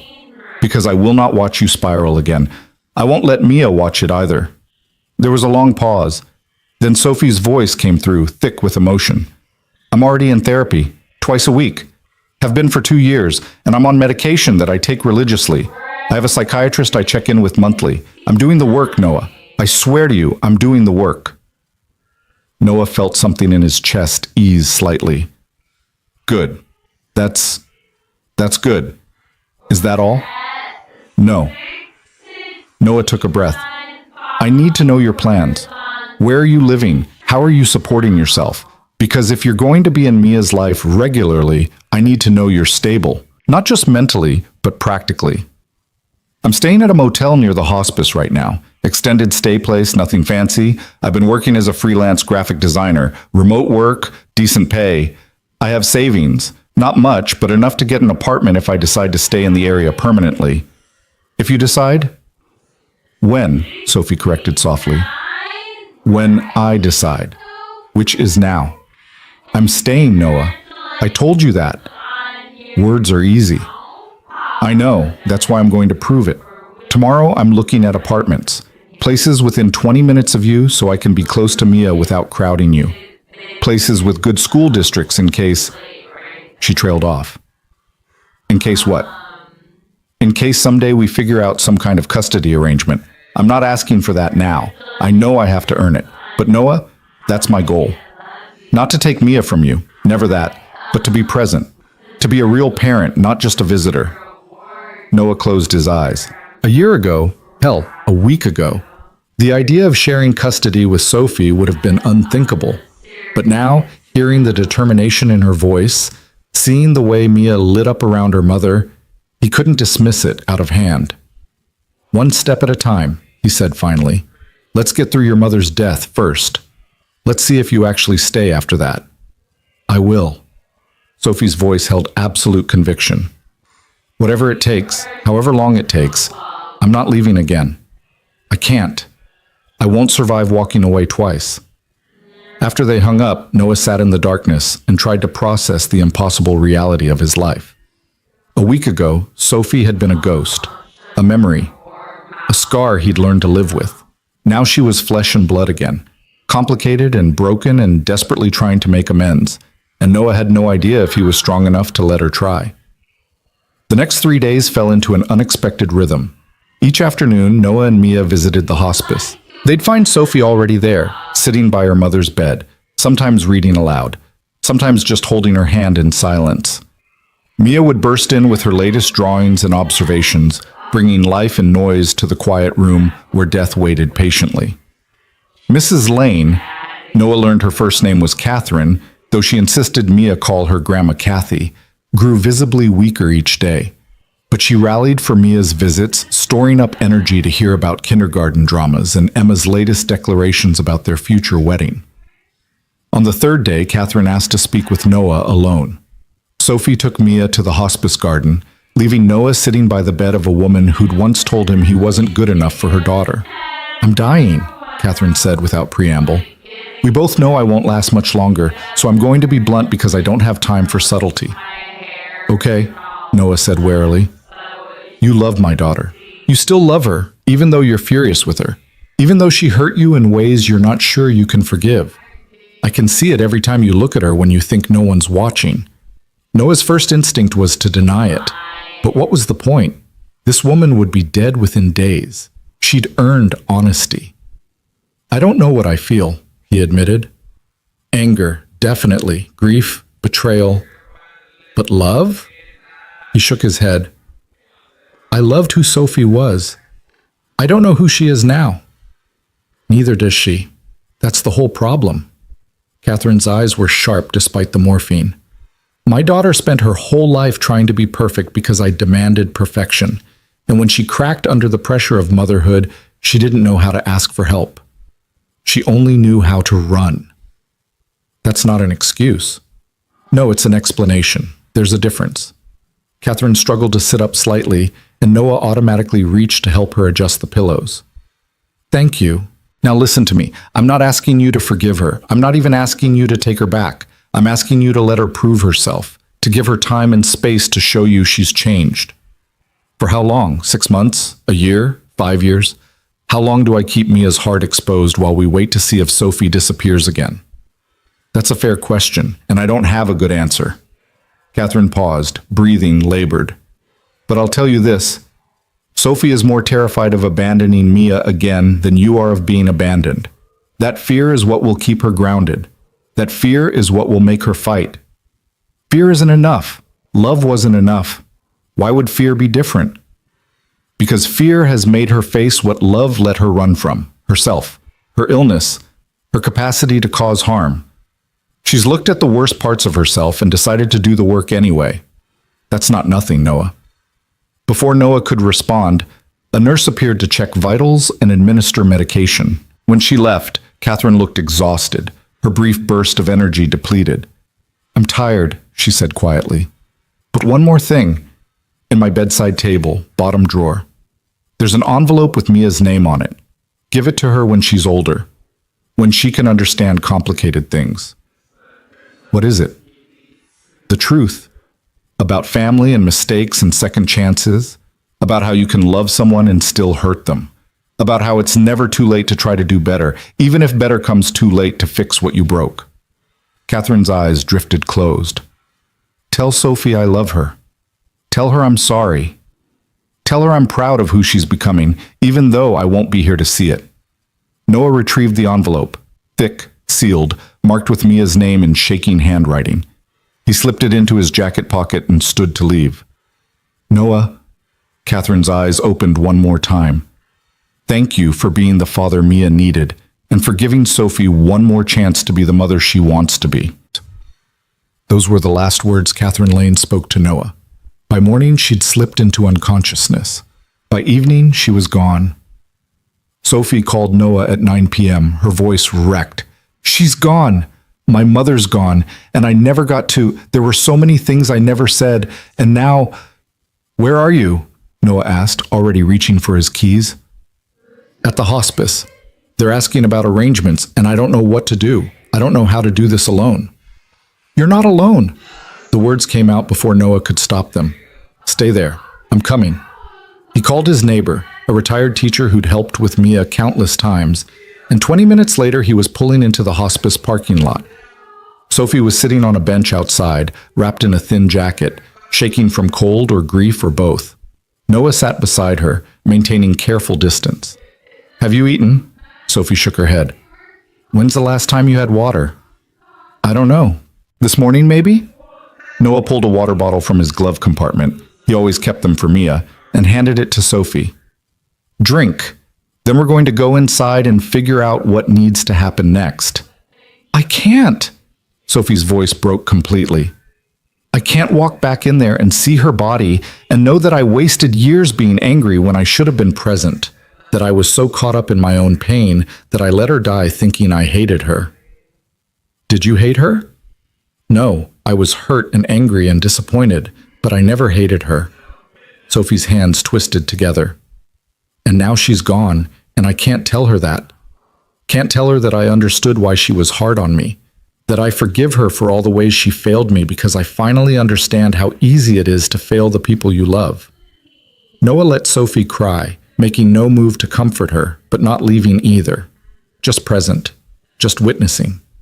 When her sobs finally subsided into shaking breaths, he said, "She knew. Your mother knew you didn't hate her. She told me so. Right before the end." Sophie looked at him with red, swollen eyes. "What else did she say?" "That she was proud of you, that she was sorry, that she loved you." Noah paused, then pulled out the envelope. "And she left this for Mia. Said to give it to her when she's older." Sophie took the envelope with trembling hands, staring at her mother's handwriting. Fresh tears spilled down her cheeks. She really did change. At the very end, she finally changed. "People can change," Noah said quietly, "if they want it badly enough. They're willing to do the work." The implication hung between them, clear as day. Sophie met his eyes, and something unspoken passed between them. Not forgiveness, not yet, but acknowledgement. Acknowledgement that change was possible, that second chances existed, that maybe, just maybe, families could break and still find ways to heal. They went inside together, made the necessary calls, filled out the paperwork, made decisions about cremation and memorial services. It took hours, all the mundane details that death required. But Noah stayed for all of it. Not because he'd forgiven Sophie, not because he'd forgotten the pain, but because sometimes being human meant showing up for someone's grief, even when they'd caused you plenty of your own. It was almost midnight when they finally left the hospice. In the parking lot, Sophie turned to Noah with exhaustion and gratitude warring across her face. "Thank you for coming, for helping, for not leaving me to do this alone." "You're Mia's mother," Noah said, And Mia loves you. That means something. What about you? Sophie's voice was barely a whisper. Does it mean something to you? Noah looked at her, really looked at her, and saw past the exhaustion and grief to the woman underneath. Changed but still recognizable. Broken but trying to heal. Terrified but refusing to run. I don't know yet, he said honestly. Ask me again in 6 months. Ask me after you've proven that staying is more than just words. Sophie nodded, accepting the boundary. Fair enough. I'll keep proving it. Every single day, I'll keep proving it. Noah drove home through empty streets, his mind full of too many thoughts to process. When he arrived, his neighbor reported that Mia had gone to bed without issue, had said her prayers, something Noah didn't teach her but his neighbor did, and had asked if Grandma Kathy was an angel now. After his neighbor left, Noah went to check on his daughter one more time. Mia was asleep with her unicorn, her small face peaceful in the dim glow of her nightlight. Noah stood there for a long time, watching her breathe, marveling at her resilience and grace. Tomorrow he'd have to tell Mia that her grandmother had died. Tomorrow they'd figure out memorial services and how to explain death to a 5-year-old. Tomorrow the complicated work of grief would begin. But tonight, Noah let himself sit in the possibility that maybe, just maybe, something good could come from all this pain. That maybe Catherine Lane's death had created space for new life, new chances, new ways of being family. He didn't believe it yet, didn't trust it yet. But for the first time in 3 years, he could imagine it, and maybe that was enough to start with. Morning arrived with the particular weight that came after sleepless nights spent processing impossible things. Noah heard Mia stirring around 7 and steeled himself for the conversation he'd been rehearsing in his head since midnight. How did you tell a 5-year-old that the grandmother she'd just met was gone? How did you explain that sometimes people only got 3 days together when they should have had years? Mia appeared in his doorway in her pajamas, clutching her unicorn, her hair a wild tangle around her face. She climbed onto Noah's bed without asking and curled into his side with the easy trust of childhood. Daddy, I had a dream about Grandma Kathy, she said quietly. She was in a garden with lots of flowers, and she wasn't sick anymore. She was smiling. Noah's throat tightened. That sounds like a nice dream, baby. It was, except she said goodbye. She said she had to go somewhere beautiful, but she'd always remember me. Mia looked up at Noah with those green eyes that saw too much. That means she died, doesn't it? That's what goodbye dreams mean. Noah had learned long ago not to underestimate his daughter's emotional intelligence, but this still caught him off guard. How do you know about goodbye dreams? Emma's grandpa, remember? She said he came to say goodbye in her dream the night before he died. And then the next morning her mommy was crying. Mia's small hand found Noah's. Is mommy crying? Probably, yes. Can we go see her? I don't want her to be sad alone. Noah closed his eyes, feeling the familiar ache of his daughter's enormous heart. We can call her after breakfast, see how she's doing. Okay? Mia snuggled closer. Daddy, do you think Grandma Kathy knows I loved her, even though I only knew her for 3 days? I think she knows, sweetheart. Sometimes 3 days of real love matters more than years of going through the motions. But Mia absorbed this with her characteristic seriousness. Like how mommy was gone for 3 years, but she loved me the whole time, even when her head was sick. The observation landed like a fist in Noah's chest. Yeah, baby, exactly like that. They made pancakes together, Mia chattering about her dream and asking questions about heaven that Noah answered as honestly as he could without claiming certainty he didn't possess. When they finished eating, Noah called Sophie's number and put it on speaker. She answered on the 3rd ring, her voice rough with exhaustion and tears. Hello? Mommy? Mia leaned toward the phone. Are you okay? Daddy said you're probably sad. I am sad, sweetheart. Very sad. But hearing your voice helps. I'm sorry Grandma Kathy died, but I think she's in a really pretty garden now. I saw it in my dream. There was a long pause, then the sound of Sophie's breath catching. That's beautiful, Mia. I think you're right. I think she's somewhere beautiful. Do you want to come and have pancakes with us? We made extra. Noah started to intervene, to give Sophie an out, but she spoke first. I'd love that, if it's okay with your dad. Mia looked at Noah with pleading eyes, He felt the exhaustion in his bones, the weight of too many complicated emotions, the instinct to protect their space. But he also saw his daughter's face, so full of love and concern for a mother she'd only just gotten back. "Come over," Noah said. "We'll be here." Sophie arrived 20 minutes later looking like she'd been put through a ringer. Her eyes were swollen, her hair pulled back in a messy ponytail, no makeup to hide the evidence of a night spent crying. But when Mia ran to hug her, Sophie's whole face transformed with something like gratitude mixed with grief. "Hi, baby girl," Sophie whispered into Mia's hair. "Thank you for calling me." "That's what family does," Mia said matter-of-factly. "We take care of each other when we're sad." Sophie's eyes found Noah's over Mia's head, and he saw the question there. Was she included in that definition of family? Did she still count? Noah looked away, not ready to answer, and focused on reheating pancakes instead. They ate in the living room, Mia between her parents on the couch, talking enough for all three of them. Sophie picked at her food but made an effort to respond to Mia's observations. Noah watched both of them while pretending not to, noting the shadows under Sophie's eyes, the way her hands shook slightly when she held her coffee cup, the careful distance she maintained from his space. "We need to plan a memorial service," Sophie said quietly when Mia had wandered off to play. "My mother didn't have many friends left, but there are a few people from her book club and her old job. I thought maybe something small, nothing fancy."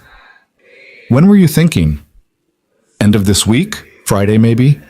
That gives people time to arrange travel if they need to." Sophie set down her coffee cup. "Noah, I need to ask you something, and I need you to be honest with me." "Okay. Do you want us there? Me and Mia? Or would it be easier if I did this alone?" Noah studied her face, trying to understand what she was really asking. "It's your mother's funeral. Of course you should be there." "That's not what I asked." Sophie's voice was steady despite the tears threatening to spill. "I'm asking if you want to be there, if you're willing to stand beside me as I bury the only parent I had left, or if that's asking too much after everything." The honesty of it caught Noah off guard. No manipulation, no guilt, just a straightforward question about boundaries and what he could handle. "I'll be there," Noah said finally.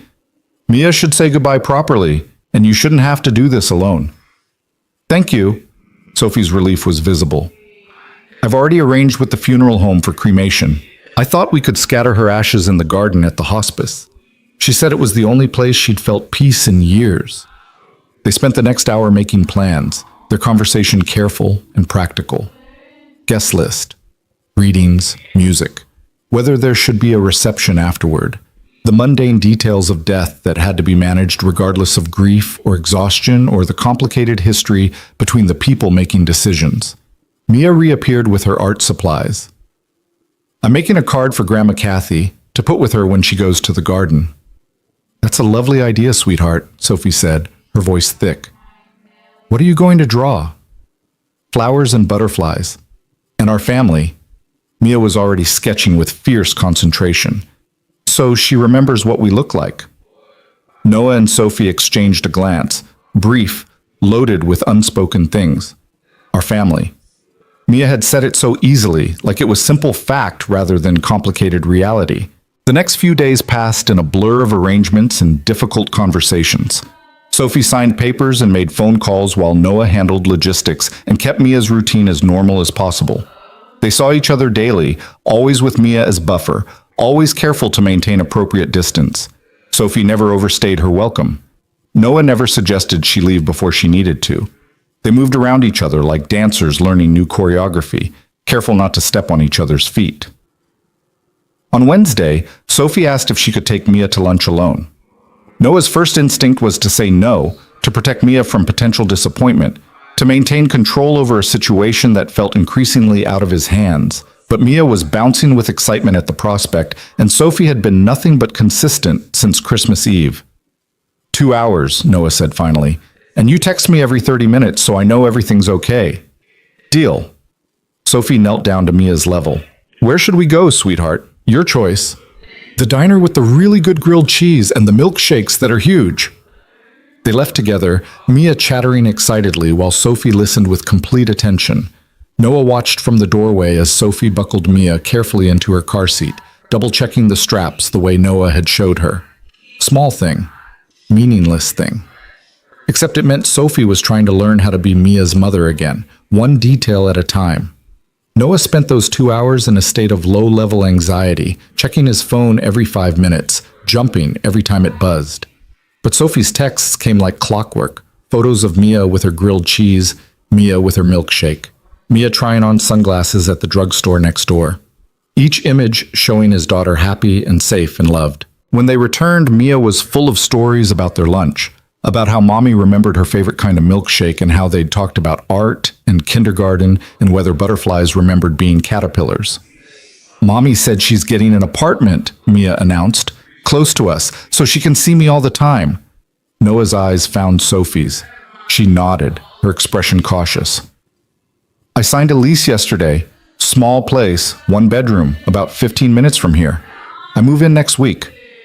That's a big commitment, Noah said carefully. It's the smallest commitment I can make. Sophie's voice was steady. I'm staying, Noah. I told you that. This is me proving it. Friday arrived too quickly. The memorial service was scheduled for 2 in the afternoon at a small chapel near the hospice.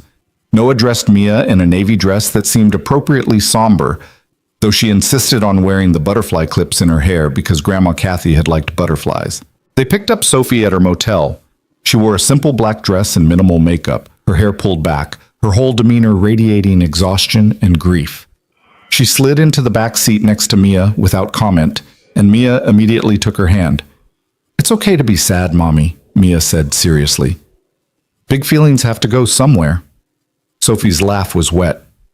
When did you get so wise? I've always been wise. Everyone's just finally noticing.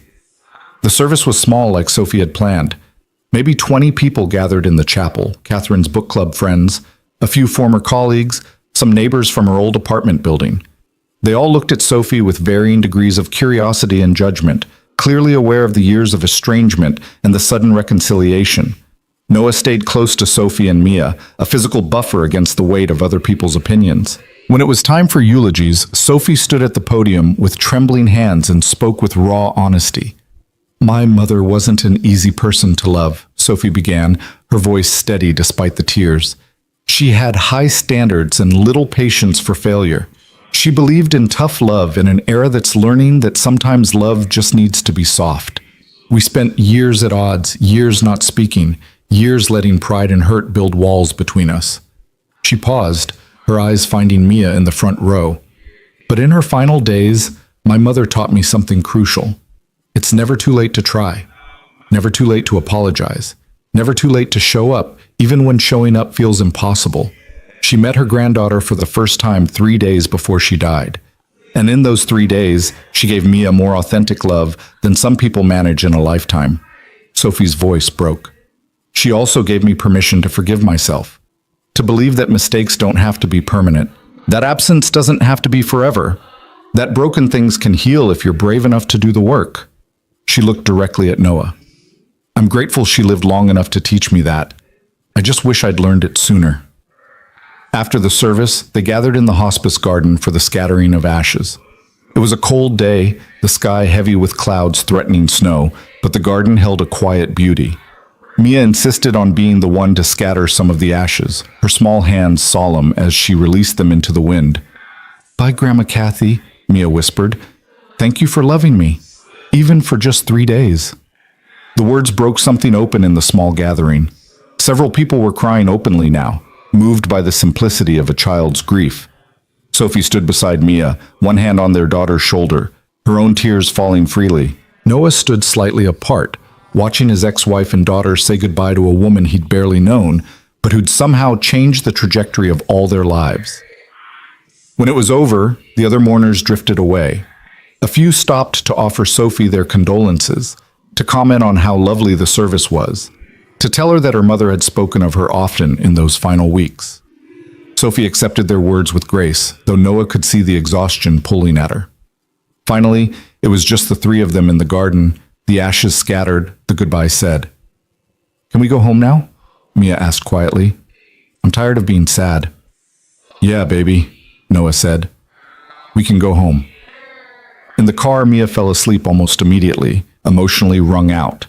Sophie sat in silence, staring out the window at the passing landscape. Noah navigated traffic and tried not to think about how surreal this all was, driving his ex-wife home from her mother's funeral, their daughter asleep in the back seat, all of them bound together by grief and history and one little girl's unshakable belief in family.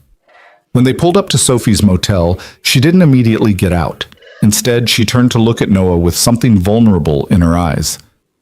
"Would you come up for a minute? There's something I need to give you." Noah glanced at Mia, still sleeping soundly. "I shouldn't leave her in the car." "Bring her. She can sleep on the bed while we talk. Please, Noah. This is important." Against his better judgment, Noah agreed. He carried Mia up to Sophie's room, a modest space that held the bare minimum of personal belongings. Sophie had clearly been living out of a suitcase, nothing permanent, nothing settled. She laid a blanket over Mia and then moved to the small desk where a laptop and some papers were scattered. "My mother left me a letter," Sophie said quietly, holding out an envelope. "She asked me to share it with you. Said you deserve to know the whole truth." Noah took the envelope, feeling its weight. "What whole truth?" "Read it, please. I can't say these things out loud, but she could, and maybe it'll help you understand." Noah sat on the edge of the desk and unfolded the letter. Catherine Lane's shaking handwriting filled 3 pages. He began to read. "Noah, if you're reading this, I'm gone, and Sophie has found the courage to share my final words. I'm writing this because my daughter is too afraid to tell you certain truths, and I've decided that the dying have a responsibility to speak plainly." Sophie's breakdown after Mia was born wasn't just postpartum depression. It was a complete psychological collapse triggered by trauma she'd never dealt with. When Sophie was 17, she was assaulted by someone she trusted. She never reported it, never told anyone except me, and I responded by telling her to move on, that dwelling on the past was weakness. I sent her to therapy twice and then declared her fixed. I was wrong, so devastatingly wrong. That trauma lived in her body, in her mind, and when she had Mia, when she had this vulnerable little girl to protect, all those buried fears erupted.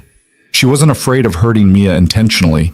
She was terrified she couldn't keep Mia safe, that she'd fail the way I failed her, that history would repeat itself in some horrible way. So she ran. She convinced herself that removing herself from the equation was the only way to guarantee Mia's safety. Was she wrong? Yes. Was she sick? Absolutely. But Noah, she wasn't selfish or cruel. She was broken and trying to protect the child she loved from the mother she'd become. Noah stopped reading, his hands trembling. He looked up at Sophie, who was standing by the window with her arms wrapped around herself, not looking at him. "Why didn't you tell me?" His voice came out rough. "Why didn't you tell me about the assault? About what your mother said? About any of it?" "Because I was ashamed." Sophie's voice was barely audible. "Because admitting I was raped meant admitting I was a victim, and I'd spent 10 years convincing myself I wasn't.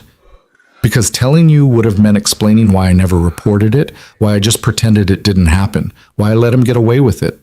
Sophie." And then after Mia was born, everything that I'd buried came roaring back. Every time I looked at her, I saw vulnerability. I saw all the ways the world could hurt her. I saw myself at 17, and I couldn't... Her voice broke completely. "I couldn't protect her, Noah. I was too broken to protect her, so I left. I convinced myself she was safer with just you, that my damage would contaminate her somehow." Noah set the letter down carefully, his mind reeling. 3 years.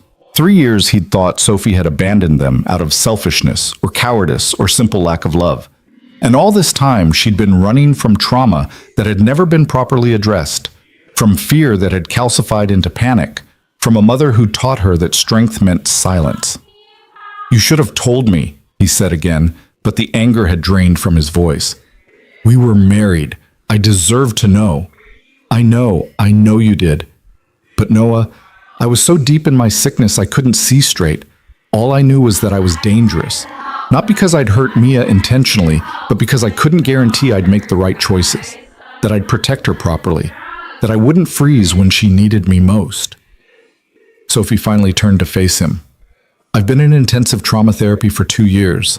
I've processed what happened to me. I've learned to separate past fear from present reality. I'm not the same person who ran. I'm not even the same person I was before Mia was born. I'm someone new, someone who's done the work. Noah looked at this woman, his ex-wife, Mia's mother, a stranger and familiar all at once, and felt the ground shift beneath him. Everything he'd believed about the past 3 years had been built on incomplete information. Sophie hadn't left because she didn't love them. She'd left because she loved Mia too much to risk being the wrong kind of mother. It didn't excuse the abandonment, didn't erase the pain, but it explained it in ways that made his chest ache with a grief he hadn't known he was carrying. I need time, Noah said finally, to process this, to figure out what it means. I understand. Sophie moved back to the window, putting distance between them. Take all the time you need. I'm not going anywhere. Noah stood, checking that Mia was still sleeping soundly. I should get her home. It's been a long day. Noah, wait. Sophie's hand caught his arm, then immediately released it. Thank you for being here today, for standing beside me, for not making me do this alone. You're Mia's mother, Noah said. The phrase had become his mantra, his way of explaining why he kept showing up when every instinct said to run. That means something. Does it mean something to you? Sophie asked, echoing her question from the hospice parking lot. Or just to Mia? Noah looked at her, really looked at her, and saw past the grief and exhaustion to the woman underneath, scarred but healing, broken but rebuilding, terrified but brave enough to stay. Ask me again in 6 months, he said, repeating his earlier words. After you've proven that staying is more than just guilt or grief. After you've shown me you can be the mother Mia needs, even when it's hard, even when it's boring, even when there's no crisis demanding you rise to the occasion. Sophie nodded, accepting the challenge. 6 months. I'll prove it every single day for 6 months, and then I'll keep proving it, for as long as it takes. Noah carried Mia to the car and buckled her in gently. She stirred slightly, murmuring something about butterflies, then settled back into sleep. As Noah drove away, he glanced in the rearview mirror and saw Sophie standing in the parking lot, watching them leave, one hand raised in a small wave. He didn't wave back, didn't acknowledge the gesture, just kept driving, his mind full of Catherine's letter, Sophie's confession, and the impossible complexity of healing from wounds you didn't know you carried. That night, after Mia was in bed, Noah pulled out the envelope Catherine had left for his daughter. He held it in his hands for a long time, feeling the weight of words written by a dying woman to a granddaughter she'd barely known. Words meant for someday. For when Mia was old enough to understand that families were complicated and love was messy and forgiveness was work. He put the envelope in his desk drawer, safe and waiting. Someday he'd give it to Mia. Someday she'd need to know that her grandmother had seen her own mistakes reflected in her daughter's choices and had tried, in her final days, to break the cycle. But not today. Today, Mia just needed to be 5 years old and certain that love was simple, and families stayed together, and mothers came back when they said they would. Tomorrow was Saturday. Tomorrow, Sophie was moving into her new apartment, and Noah had surprised himself by offering to help, to bring Mia along, to show up for this next step in Sophie's attempt to rebuild a life near the daughter she'd left behind. He didn't know if it was the right choice, didn't know if 6 months would be enough time to trust her again, didn't know if he could ever look at Sophie without seeing both the woman he'd loved and the ghost who'd haunted him for 3 years. But he knew Mia deserved a chance to know her mother, and he knew Sophie deserved a chance to prove she'd changed. So tomorrow he'd show up. He'd help move boxes. He'd watch Sophie try to build something permanent after years of running. And maybe, just maybe, he'd start to believe that broken things really could heal. That absence didn't have to be forever. That families torn apart could find new ways to be whole. It wasn't forgiveness. Not yet. But it was something. And for now, that something was enough. Saturday morning arrived with unexpected sunshine, the kind of bright winter day that felt like a gift after weeks of gray. Noah woke to find Mia already dressed and sitting on his bed, her backpack packed with snacks and the stuffed unicorn she'd decided Sophie's new apartment needed. "We're helping Mommy move today," Mia announced, as if Noah might have forgotten. So she has a real home, not just a motel room with scratchy towels. Noah smiled despite the anxiety churning in his stomach. "You really don't like those towels, do you?" "They're sad towels, Daddy. Nobody should have sad towels." Mia's logic was unassailable. Our towels are happy. Mommy deserves happy towels too. They arrived at Sophie's new apartment at 9. It was a modest complex in a quiet neighborhood, the kind of place where kids rode bikes in the parking lot and neighbors said hello. Sophie was already there, directing the minimal furniture delivery, a couch, a bed, a small dining table.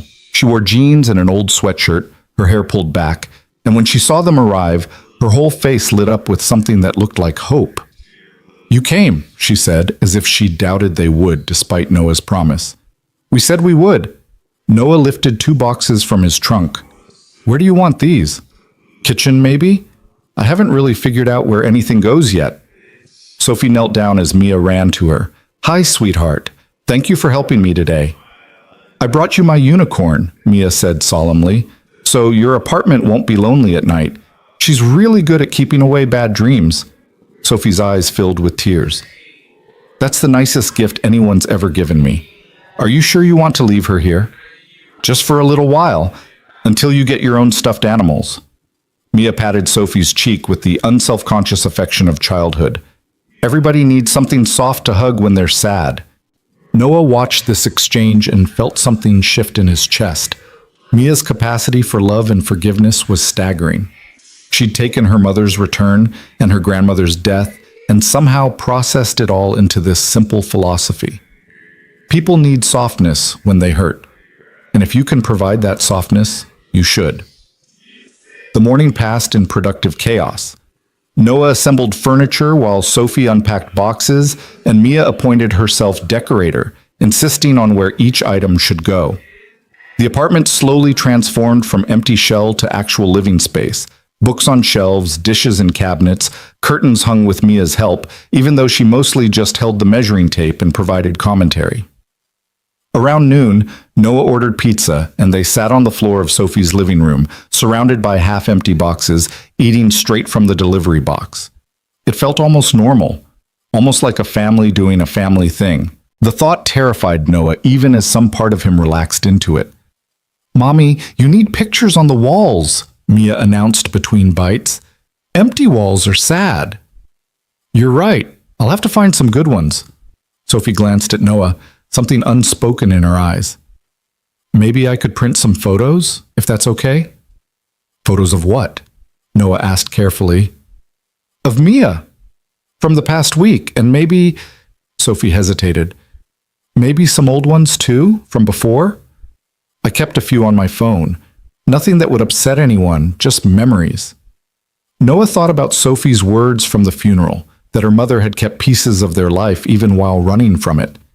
Understood now that Sophie had done the same. That absence didn't always mean forgetting. "That's fine," he said. "Just nothing that'll confuse Mia about what our situation is." "Of course, I wouldn't—" "I understand the boundaries." After lunch, while Mia was engrossed in arranging Sophie's bookshelf by color because that's how Belle would do it, Sophie pulled Noah aside to the small balcony. The space barely fit 2 people, but it offered privacy and a view of the parking lot where kids were playing street hockey. "Can I ask you something?" Sophie's voice was quiet. "And will you promise to answer honestly, even if it's not what I want to hear?" Noah braced himself. "Okay. Do you think you'll ever be able to forgive me?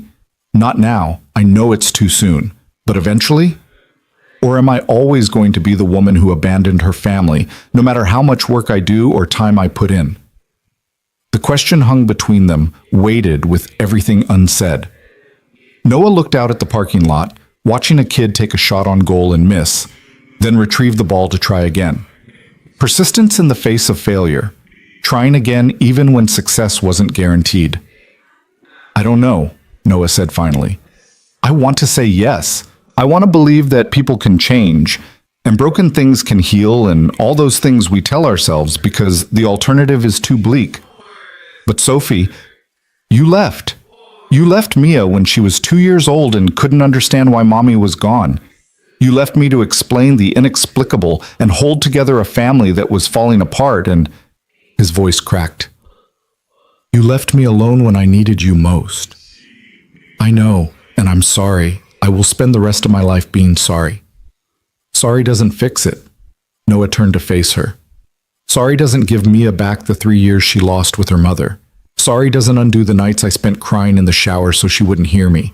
Sorry is just a word, Sophie. It doesn't actually change anything. Then what does? Sophie's voice was raw. What do I have to do to prove I'm different now? To prove I won't run again? Tell me and I'll do it. Anything. Everything. Time. Noah's answer was simple but absolute. Time and consistency and showing up. Not just when it's convenient or when there's a crisis, but on boring Tuesdays. When Mia has a cold and is cranky, when nothing dramatic is happening, and you're just being a parent because that's what parents do. I can do that. I want to do that. We'll see. Noah started to go back inside, then stopped. But Sophie, for what it's worth, I believe you're trying, and that's more than I thought I'd ever be able to say. Sophie's relief was visible, her shoulders dropping from around her ears. That's enough. For now, that's enough. The weeks that followed fell into an unexpected rhythm. Sophie came over 3 times a week for dinner, always bringing something, groceries, a bottle of wine for Noah, art supplies for Mia. She never overstayed, never pushed for more than Noah offered, but she was consistent, reliably, exhaustingly consistent. She attended Mia's kindergarten Valentine's Day party, standing awkwardly at the back of the room while the other mothers gave her curious looks. She picked Mia up from school on Wednesdays so Noah could make his weekly therapy appointment, something he'd started after Sophie's return because processing 3 years of single parenthood and sudden co-parenting required professional help. She showed up for Mia's dance recital and her school project presentation and every little milestone that came with being 5 and navigating the world. And slowly, incrementally, Noah felt his walls beginning to lower. Not crumble. He wasn't ready for that, but lower enough that he could see Sophie more clearly, could acknowledge that she really was doing the work, that her promises weren't empty, that maybe, just maybe, she really had changed. One evening in early March, after Mia was asleep, Sophie lingered at the door longer than usual. "Can I show you something?" she asked. "I've been wanting to share this, but I wasn't sure if you'd want to see it." Noah's guard went up immediately. "What is it?" Sophie pulled out her phone and navigated to a folder. "Photos. From the past 3 years. I took them even though I wasn't there. Places that reminded me of you both. Moments I imagined you were having. It sounds crazy, I know, but it helped me feel less disconnected." She handed Noah the phone. He scrolled through images that made his chest tight. A playground at sunset with the caption, "Mia would love these swings." A bookstore display of children's books with Noah would read these to her in his patient voice. A pair of small rain boots in a shop window tagged, "First day of kindergarten, probably needed these." Sophie had been living a parallel life, imagining their moments, holding space for a daughter she'd left behind. It was heartbreaking and infuriating and somehow touching all at once. "Why are you showing me this?" Noah asked, his voice rough. "Because I need you to know I never forgot. Even when staying away felt like the only option, I carried you both with me every single day." Sophie took her phone back. "And I need you to understand that coming back wasn't easy. Every day I told myself I didn't deserve a second chance, that you'd be better off without my mess. But then my mother got sick and it felt like a sign. One last chance to try to make things right before it was too late." "Do you think your mother's death was a gift?" Noah couldn't keep the edge from his voice. "That losing her gave you permission to come back?" "No, I think it gave me courage to face what I'd been running from. There's a difference." Sophie met his eyes steadily. "Noah, I'm not asking you to forgive me tonight. I'm just asking you to believe that I'm here because I choose to be. Not because I have to be, not because circumstances forced me, but because I want to be Mia's mother. And I want to prove to you that I can be." Noah looked at this woman, his ex-wife, his daughter's mother, a stranger who was becoming less strange every day, and felt something fundamental shift. Not forgiveness. Not yet. But recognition. Recognition that Sophie's journey had been its own kind of hell. That healing from trauma wasn't linear. That sometimes people had to fall completely apart before they could rebuild themselves into something stronger. "Okay," Noah said quietly. "I believe you." Sophie's eyes widened. "Really? You've been showing up for 2.5 months. You've been consistent and reliable and everything you said you'd be. So yes, I believe you're trying. He paused. Believing you won't run again? That's going to take longer. I understand, and I'll keep proving it, however long it takes. After Sophie left, Noah sat in the dark living room and thought about trust, about how it was built slowly, moment by moment, choice by choice, about how Sophie was choosing them every single day, and maybe that was enough to start rebuilding something new. By April, the dynamic had shifted again. Sophie started having Mia sleep over at her apartment on Friday nights, carefully planned, with extensive lists and backup plans and Noah's number on speed dial. The first time Mia stayed there, Noah barely slept, his phone clutched to his chest, waiting for the call that something had gone wrong. But morning came with a text of Mia eating pancakes and smiling, and Noah felt another small piece of his fear dissolve. The sleepovers became regular. Then Sophie asked about adding Sunday afternoons. Then Wednesday dinners became Tuesday dinners too, because Mia asked, and Sophie had learned to cook Mia's favorite chicken nuggets just right. Their lives were blending in ways Noah hadn't planned, hadn't quite authorized, but couldn't quite bring himself to stop because Mia was so happy. So completely, radiantly happy in a way she hadn't been in 3 years. One Saturday in May, Noah's mother's birthday, he found himself at Sophie's apartment unplanned. Mia had insisted they bring flowers to Mommy's house because flowers make sad days better. And somehow Noah had agreed.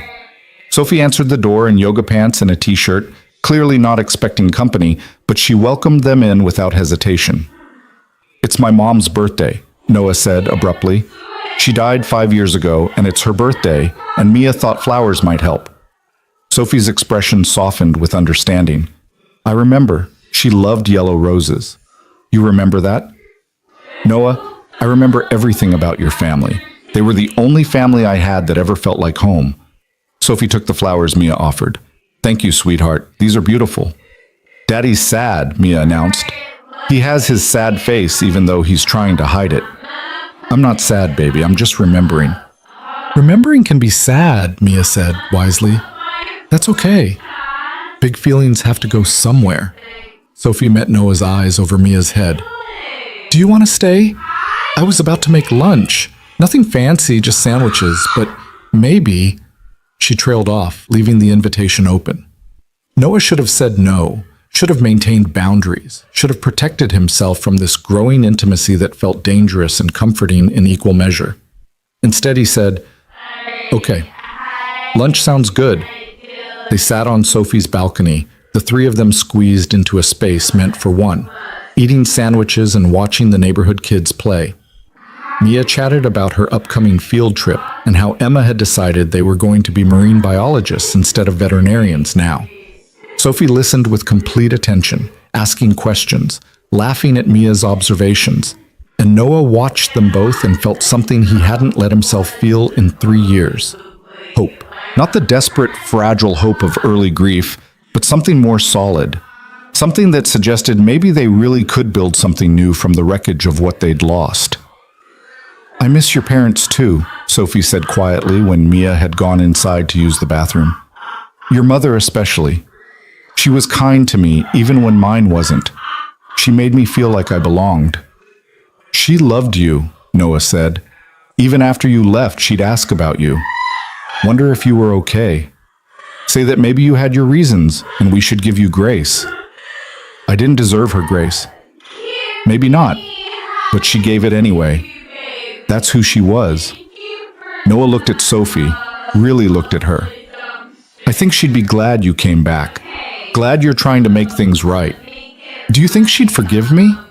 "Yes, without question. She believed people could change if they wanted it badly enough." Noah paused. "And she'd tell me I was being stubborn and holding on to anger that was hurting me more than it was hurting you." Sophie's smile was sad. "Smart woman. The smartest." They sat in companionable silence, watching clouds drift across the spring sky. When Mia returned, she wedged herself between them, content just to be near both her parents. It felt almost normal, almost like family. The almost terrified Noah, but the almost also felt like possibility. June brought Mia's kindergarten graduation, a production of such elaborate pageantry that Noah wondered if they were actually graduating from law school. He stood with other parents, camera ready, watching the children file in wearing construction paper mortarboards. Sophie stood beside him. Not accidentally, not because she'd happened to arrive at the same time, but because Noah had called her specifically to tell her when and where, and she'd cleared her entire day to be there. They stood shoulder to shoulder in the crowded gymnasium, and when Mia waved from the stage, they waved back in unison. After the ceremony, Mia ran to them with her diploma, and Noah caught her mid-leap while Sophie laughed and took pictures. Then Emma's mother approached, a woman Noah knew from months of playdates and school events, and smiled warmly at all of them. "It's so nice to finally meet you," she said to Sophie. "Mia talks about you all the time. We're so glad you're back in her life." Sophie's surprise was visible. Thank you. Thank you. Emma would love to have Mia over sometime. Maybe both of you could bring her?" The invitation was offered casually, including both of them naturally, and Noah realized that to the outside world, they probably looked like any other family, together, united, whole. The realization should have panicked him. Instead, it felt like relief. That night, after celebratory ice cream and an exhausted Mia was finally asleep, Noah walked Sophie to her car. She'd parked at the end of the street, claiming she needed the exercise, and the evening was warm enough that the walk felt pleasant rather than obligatory. "Thank you for telling me about today," Sophie said quietly. "I know you didn't have to include me. You're her mother. Of course you should be there. Still, 6 months ago you could barely look at me without anger in your eyes. Now we're standing at her graduation together like a team. That's..." Sophie's voice caught. "That's more than I ever let myself hope for." Noah stopped walking, turning to face her under the streetlight. "It's been 6 months, almost exactly 6 months since Christmas Eve." Sophie's eyes widened slightly, understanding the significance. 6 months. The timeline he'd given her, the proving period. "Noah, you've shown up," Noah said. "Every single day, every single week, you've been exactly who you promised you'd be. Consistent, reliable, present." He took a breath. "I'm not saying I've forgiven you for leaving. I don't know if I ever fully will. The scar tissue is there. The memory of that pain doesn't just disappear. I know, I don't expect..." "But," Noah continued, "I'm saying I believe you. I believe you've changed. I believe you won't run. And I believe Mia deserves to have both her parents active in her life, not as visitors, not as weekend guests, but as real, permanent parts of her daily world." Sophie's hands had come up to cover her mouth, tears streaming down her face. "What are you saying?" "I'm saying we should figure out a real custody arrangement. Official, legal, consistent. Maybe 50-50 eventually, if that's what works. Maybe start with a more gradual transition. But Sophie, I'm ready to share our daughter with you. Truly share her. Not just give you scraps of time when I feel generous, but actually co-parent with you." "Noah, Sophie's voice broke completely. "Are you sure? I don't want you to feel pressured or obligated or..." "I'm sure." And Noah realized as he said it that he was. The fear was still there, probably always would be, but it was manageable now, balanced by the reality of 6 months of Sophie showing up, 6 months of her proving that words could become actions, and actions could become patterns, and patterns could become trust. Sophie closed the distance between them and wrapped her arms around Noah in a hug that was pure gratitude and relief. Noah stiffened for just a moment. Physical affection still felt complicated, but then he let himself relax into it, let himself acknowledge that this woman wasn't the enemy, wasn't the ghost who'd haunted him. She was just Sophie, flawed and trying, human and healing. When they pulled apart, Sophie was still crying. "I won't let you down. I swear I won't let you down." "I know, you've already proven that." Noah smiled, and it felt genuine. "Now go home and get some sleep. We have a lot of logistics to figure out, and knowing you, you're going to want spreadsheets and color-coded calendars." Sophie laughed through her tears. "You remember that about me?" "I remember everything about you. I just spent 3 years trying not to." Over the next weeks, they worked out the details with lawyers and mediators. Mia would stay with Sophie 3 nights a week, gradually building to half-time as they all adjusted. Holidays would be split or shared depending on Mia's preferences. Both parents would have equal say in major decisions about education, health, and activities. It was formal and legal and exactly what they needed. Clear boundaries, explicit expectations, protection for all of them. When they told Mia about the new arrangement, she looked between them with those impossibly wise eyes and said, "Does this mean you're not mad at Mommy anymore?" Noah chose his words carefully. "It means I trust that Mommy's going to be here for you, that she's not going anywhere, and that you deserve to spend lots of time with both of us." "But do you still love her?" Mia asked with the brutal directness of childhood. "Like you used to?" The question landed like a brick. Noah glanced at Sophie, who was very carefully not looking at him, her whole body radiating tension. "Love is complicated, baby," Noah said finally. "The way I loved your mother before, that was a long time ago. We're different people now, but I care about her. I want good things for her, and I'm grateful she came back to be your mom." Mia absorbed this with the seriousness she gave to all important matters. Then she said, "Okay, but I think you should be friends. Because friends are people who care about each other and want good things for each other. And that's what you just said." Out of the mouths of babes. Noah met Sophie's eyes and saw something vulnerable there. Something that asked if friendship was possible. If they could rebuild not what they'd had, but something new. Something that honored their history without being trapped by it. "Yeah," Noah said, speaking to Mia but looking at Sophie. "Friend sounds about right." July came with heat and long days, and Mia splitting her time between two homes with the easy adaptability of childhood. She had clothes at both places, her own space in both apartments, two sets of bedtime routines that were different but equally loved. And most importantly, she had two parents who showed up, sometimes together, sometimes separately, but always present. One Saturday in late July, Noah was dropping Mia off at Sophie's when a summer storm rolled in fast. Rain poured down in sheets, thunder cracking overhead, and Mia squealed with delight because she loved storms with the fearlessness only children possessed. "Come inside until it passes," Sophie called from her doorway. "No point driving in this." Noah hesitated only briefly before agreeing. They settled in Sophie's living room while Mia pressed her face to the window, narrating the storm like a sports commentator. Sophie made coffee. She remembered how Noah liked it, cream, but no sugar, and they sat on opposite ends of the couch with careful space between them. "I have something for you," Sophie said after a moment. "I've been meaning to give it to you, but I wasn't sure if the time was right. But I think now it is." She disappeared into her bedroom and returned with a framed photograph. When she handed it to Noah, his breath caught.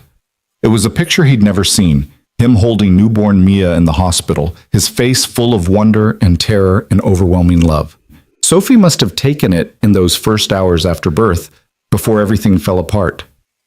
"I kept it with me," Sophie said quietly. "Through everything. Through Colorado and Boulder and every place I ran to. I'd look at it and remember what I was fighting to get back to, who I wanted to be strong enough to return to." Noah stared at the photo, at his younger self's face, at tiny Mia's scrunched newborn features. "I didn't know you'd taken this. I took hundreds that day, but this one captured something, the way you looked at her like she was the entire universe, like nothing else mattered as long as you had her." Sophie's voice caught. "I wanted to be able to look at her that way, without fear, without panic, just pure love. And it took me 3 years and so much work. But Noah, I can do that now. I can look at Mia and just feel love, nothing else. No fear, no shame, no certainty that I'm going to fail her. Just love." Noah set the photo down carefully on the coffee table. "You're a good mother now, Sophie. I see it. The way Mia lights up around you, the way she trusts you completely. You've earned that. Thank you. That means more coming from you than anything else could." Sophie paused. "Can I ask you something? And will you be honest?" "Always." "Do you ever think about what might have happened if I'd stayed? If I'd gotten help before everything broke? If we'd fought through it together instead of me running?" Noah considered the question, really considered it. "Sometimes, usually late at night when I can't sleep, I think about who we were before Mia. How happy we were. How certain I was that we'd figure out parenthood together." He looked at Sophie. "But I also think we might not have made it. Because you weren't ready to face your trauma, and I wasn't equipped to help you through it. We were kids playing house, Sophie, 22 years old and thinking love was enough to overcome anything. And now? Now we're adults who've been broken and rebuilt, who've learned that love isn't enough. You need honesty and therapy and boundaries and work. So much work. Noah smiled slightly. So no, I don't think we would have made it if you'd stayed. I think we both needed to fall apart to figure out how to be whole. Sophie nodded, accepting this truth. Do you think... She trailed off, then started again. Do you think there's any possibility of us someday being more than friends? Not now, I'm not asking for that. But someday, when enough time has passed and enough healing has happened? The question sat heavy between them. Noah's first instinct was to say no, to protect himself from that possibility, to keep the boundaries clear and safe. But he'd learned something over the past 6 months. Certainty was an illusion. Life was messy and complicated and full of possibilities you never imagined. I don't know, he said honestly. Ask me again in another 6 months, or a year, or whenever enough time has passed that we can answer that question without all this history weighing it down. That's fair. Sophie's smile was sad but accepting. I can wait. I've gotten good at waiting. The storm passed and Noah drove home through wet streets that reflected the streetlights like scattered stars. He thought about Sophie's question, about possibilities, about the strange journey that had brought them from strangers to lovers to spouses to ghosts to something new that didn't have a name yet. He thought about his mother's voice saying, "Give people grace," and Catherine's letter talking about second chances, and Mia's absolute certainty that love was simple and families were forever. And he realized that maybe they were all right. Maybe grace and second chances and simple love were possible, not easy. Not without scars, but possible. 3 months later, in October, Noah found himself at Sophie's apartment for Mia's 7th birthday party. Sophie had insisted on hosting because her place had a better backyard for the dozen kindergarten friends Mia had invited. Emma was there with her mothers and several other families Noah recognized from school events. They'd fallen into an easy co-hosting rhythm, Noah manning the grill while Sophie supervised games, both of them moving around each other with the practiced ease of people who'd learned each other's patterns. When it was time for cake, they stood on either side of Mia, singing while their daughter glowed with joy. "Make a wish, baby," Sophie said, and Mia squeezed her eyes shut with dramatic intensity. Later, after the guests had left and Mia was showing Emma's mothers her room, Sophie and Noah stood in the kitchen washing dishes.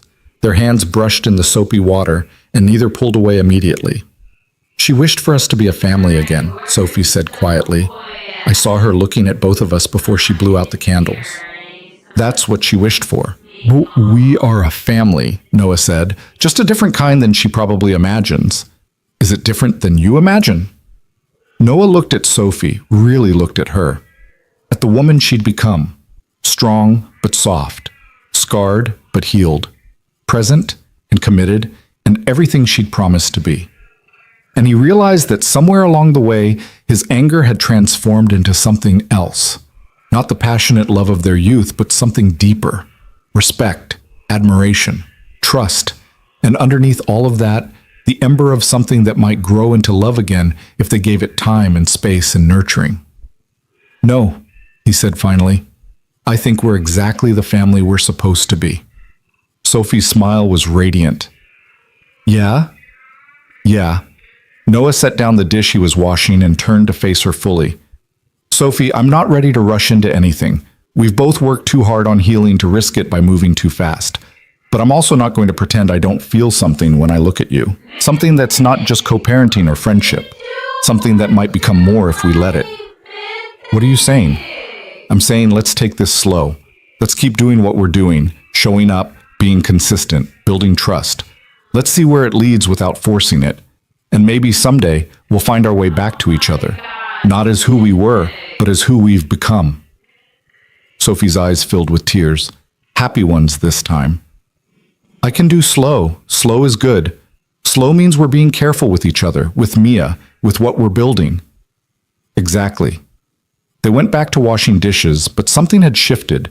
Some invisible barrier had been acknowledged and gently moved aside. Not destroyed. They weren't ready for that, just moved enough to see what lay beyond it.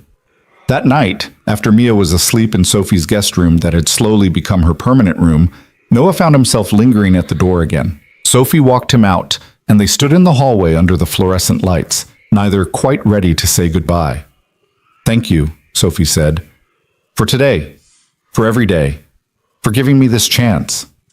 "You earned it," Noah said simply. "Can I hug you? Is that okay?" In answer, Noah stepped forward and wrapped his arms around Sophie. This time there was no stiffness, no hesitation, just two people who'd been through hell together and had somehow found their way back. Sophie's arms came around him tight, and they stood there for a long moment, holding each other in the fluorescent hallway of her apartment building, holding all the years of pain and loss and healing that had brought them here. When they pulled apart, Sophie was smiling through tears. "Good night, Noah." "Good night, Sophie." Noah drove home through quiet streets, his mind full of thoughts about second chances and slow burns and families that break and heal in unexpected ways. He thought about Mia's wish for them to be a family again and realized they already were, just not in the way they'd been before. Something new. Something built on honesty and work and the hard-won knowledge that love alone wasn't enough. You needed trust. You needed consistency. You needed to show up even when it was hard. And Sophie had shown up. Every single day for 9 months, she'd shown up. That had to mean something. 6 months later, in April, 1 year and 4 months after that Christmas Eve encounter in the mall, Noah took Sophie on their first official date. Not a co-parenting meeting, not a birthday party, an actual date, just the two of them, while Mia stayed with Emma's family for a sleepover. They went to the restaurant where they'd had their first date 12 years ago, a small Italian place that was somehow still standing. They ordered wine and pasta and talked about everything except Mia, their jobs, their therapy journeys, their individual healing, their separate lives that were slowly weaving back together. And at the end of the night, when Noah walked Sophie to her car, he kissed her. Gentle, tentative, full of question marks. Sophie kissed him back with tears streaming down her face, her hands coming up to cup his jaw. When they pulled apart, Noah rested his forehead against hers. "We're taking this slow," he reminded her, and himself. "The slowest," Sophie agreed. "No rushing, no pressure, just seeing where this goes." "But Sophie," Noah pulled back enough to look her in the eyes. "I'm ready to try, really try, to build something new with you, to see if we can be not just co-parents, but partners again. Different partners than before. Better ones. I'm ready too. I've been ready. I'll wait as long as you need. I know. That's why I'm not asking you to wait anymore." They dated for 8 months, carefully, intentionally, always with Mia's well-being at the center of every decision. They went slowly, learning each other again, discovering who they'd become in the years apart. Noah learned about Sophie's trauma work, her art, her quiet life in Boulder, where she'd learned to be alone with herself. Sophie learned about Noah's journey through single parenthood, his own therapy, the man he'd become when he had no choice but to be strong. They fought sometimes, real fights about boundaries and expectations, and the lingering hurt that never quite disappeared. But they fought fairly, with honesty and respect, and they always came back together. Always chose each other again.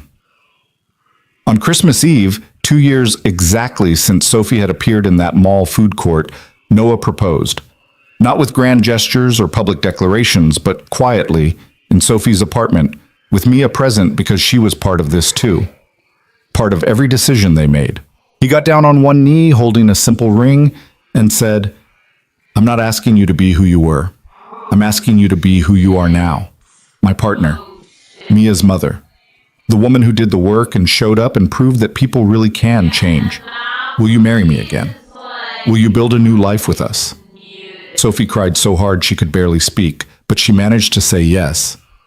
And Mia, wise, beautiful, heartbreaking Mia, wrapped her arms around both of them and said, "See, I told you we were family. I've been telling you forever." They married 6 months later in the hospice garden where they'd scattered Catherine's ashes, because that place represented beginnings that came from endings. Mia was their only attendant, wearing a dress the color of butterflies, carrying flowers for the grandmother she'd barely known, but who'd changed everything by dying at exactly the right moment. The ceremony was small, Just Emma's family and a few close friends and Noah's neighbor who'd helped so many times when he was drowning. They exchanged vows they'd written themselves, promises about showing up and doing the work, and choosing each other every day even when it was hard. "I can't promise I'll never hurt you," Sophie said, tears streaming down her face. "I can't promise I'll never struggle or stumble or need help, but I promise I'll stay. I'll stay through the hard times and get the help I need. I'll never run from us again." "I can't promise I'll always trust easily," Noah replied. "I can't promise the past won't sometimes rise up and make me afraid. But I promise I'll keep choosing you. I'll keep giving you chances to prove what I already know, that you're here, that you're real, that this is real." After they kissed and Mia cheered and everyone clapped, they stood together in that garden, the three of them. And Noah felt something he hadn't felt in years. Complete. Not perfect. Not without scars. But whole in a way that acknowledged the breaking and the healing both. That night, after Mia was asleep in what was now officially their shared home, Noah had sold his place and they'd bought something new together, fresh start in a space that belonged to all of them. Sophie and Noah sat on the back porch watching fireflies blink in the darkness. "Do you ever wonder what your mother would think?" Sophie asked. "About all of this? About us finding our way back?" Noah thought about his mother's voice saying, "Give people grace." Thought about Catherine's letter, about second chances. Thought about all the people who'd loved them and hurt them and shaped them into who they'd become. "I think she'd say we did it right," Noah said. "Not easy, not clean, but right. We fell apart so we could learn how to be better when we came back together." "And Mia?" They both looked through the window at their daughter, asleep in her room, dreaming whatever dreams 7-year-olds dreamed. "Mia knew all along," Noah said. "She knew we were family, even when we didn't. She saw what we couldn't, that love isn't about being perfect. It's about showing up." Sophie's hand found Noah's in the darkness. "We're really doing this, building a life together again." "We really are." "Are you scared?" "Terrified," Noah admitted. "But that's okay. Being scared means it matters. And you're worth being scared for." They sat in comfortable silence, hands linked, watching fireflies dance and Mia sleep and the future unfold in ways they couldn't predict. They'd learned the hard way that certainty was an illusion, that life was messy and complicated and full of surprises, some devastating, some beautiful, all of them necessary. But they'd also learned something else, that families could break and heal. That absence didn't have to be forever. That people could change if they wanted it badly enough. That second chances were possible if you were brave enough to take them. And most importantly, they'd learned that love wasn't enough on its own. You needed trust and work and consistency and time. You needed to show up even when it was hard. You needed to do the work when no one was watching. You needed to choose each other every day, not just once. They'd learned all of that the hard way, through 3 years of separation and pain and slow, agonizing healing. But they'd learned it. And now, finally, they were living it. Not perfect, not without scars, not pretending the past hadn't happened, but together, present, whole. A family, rebuilt, redefined, and real. Exactly as Mia had always known they would be.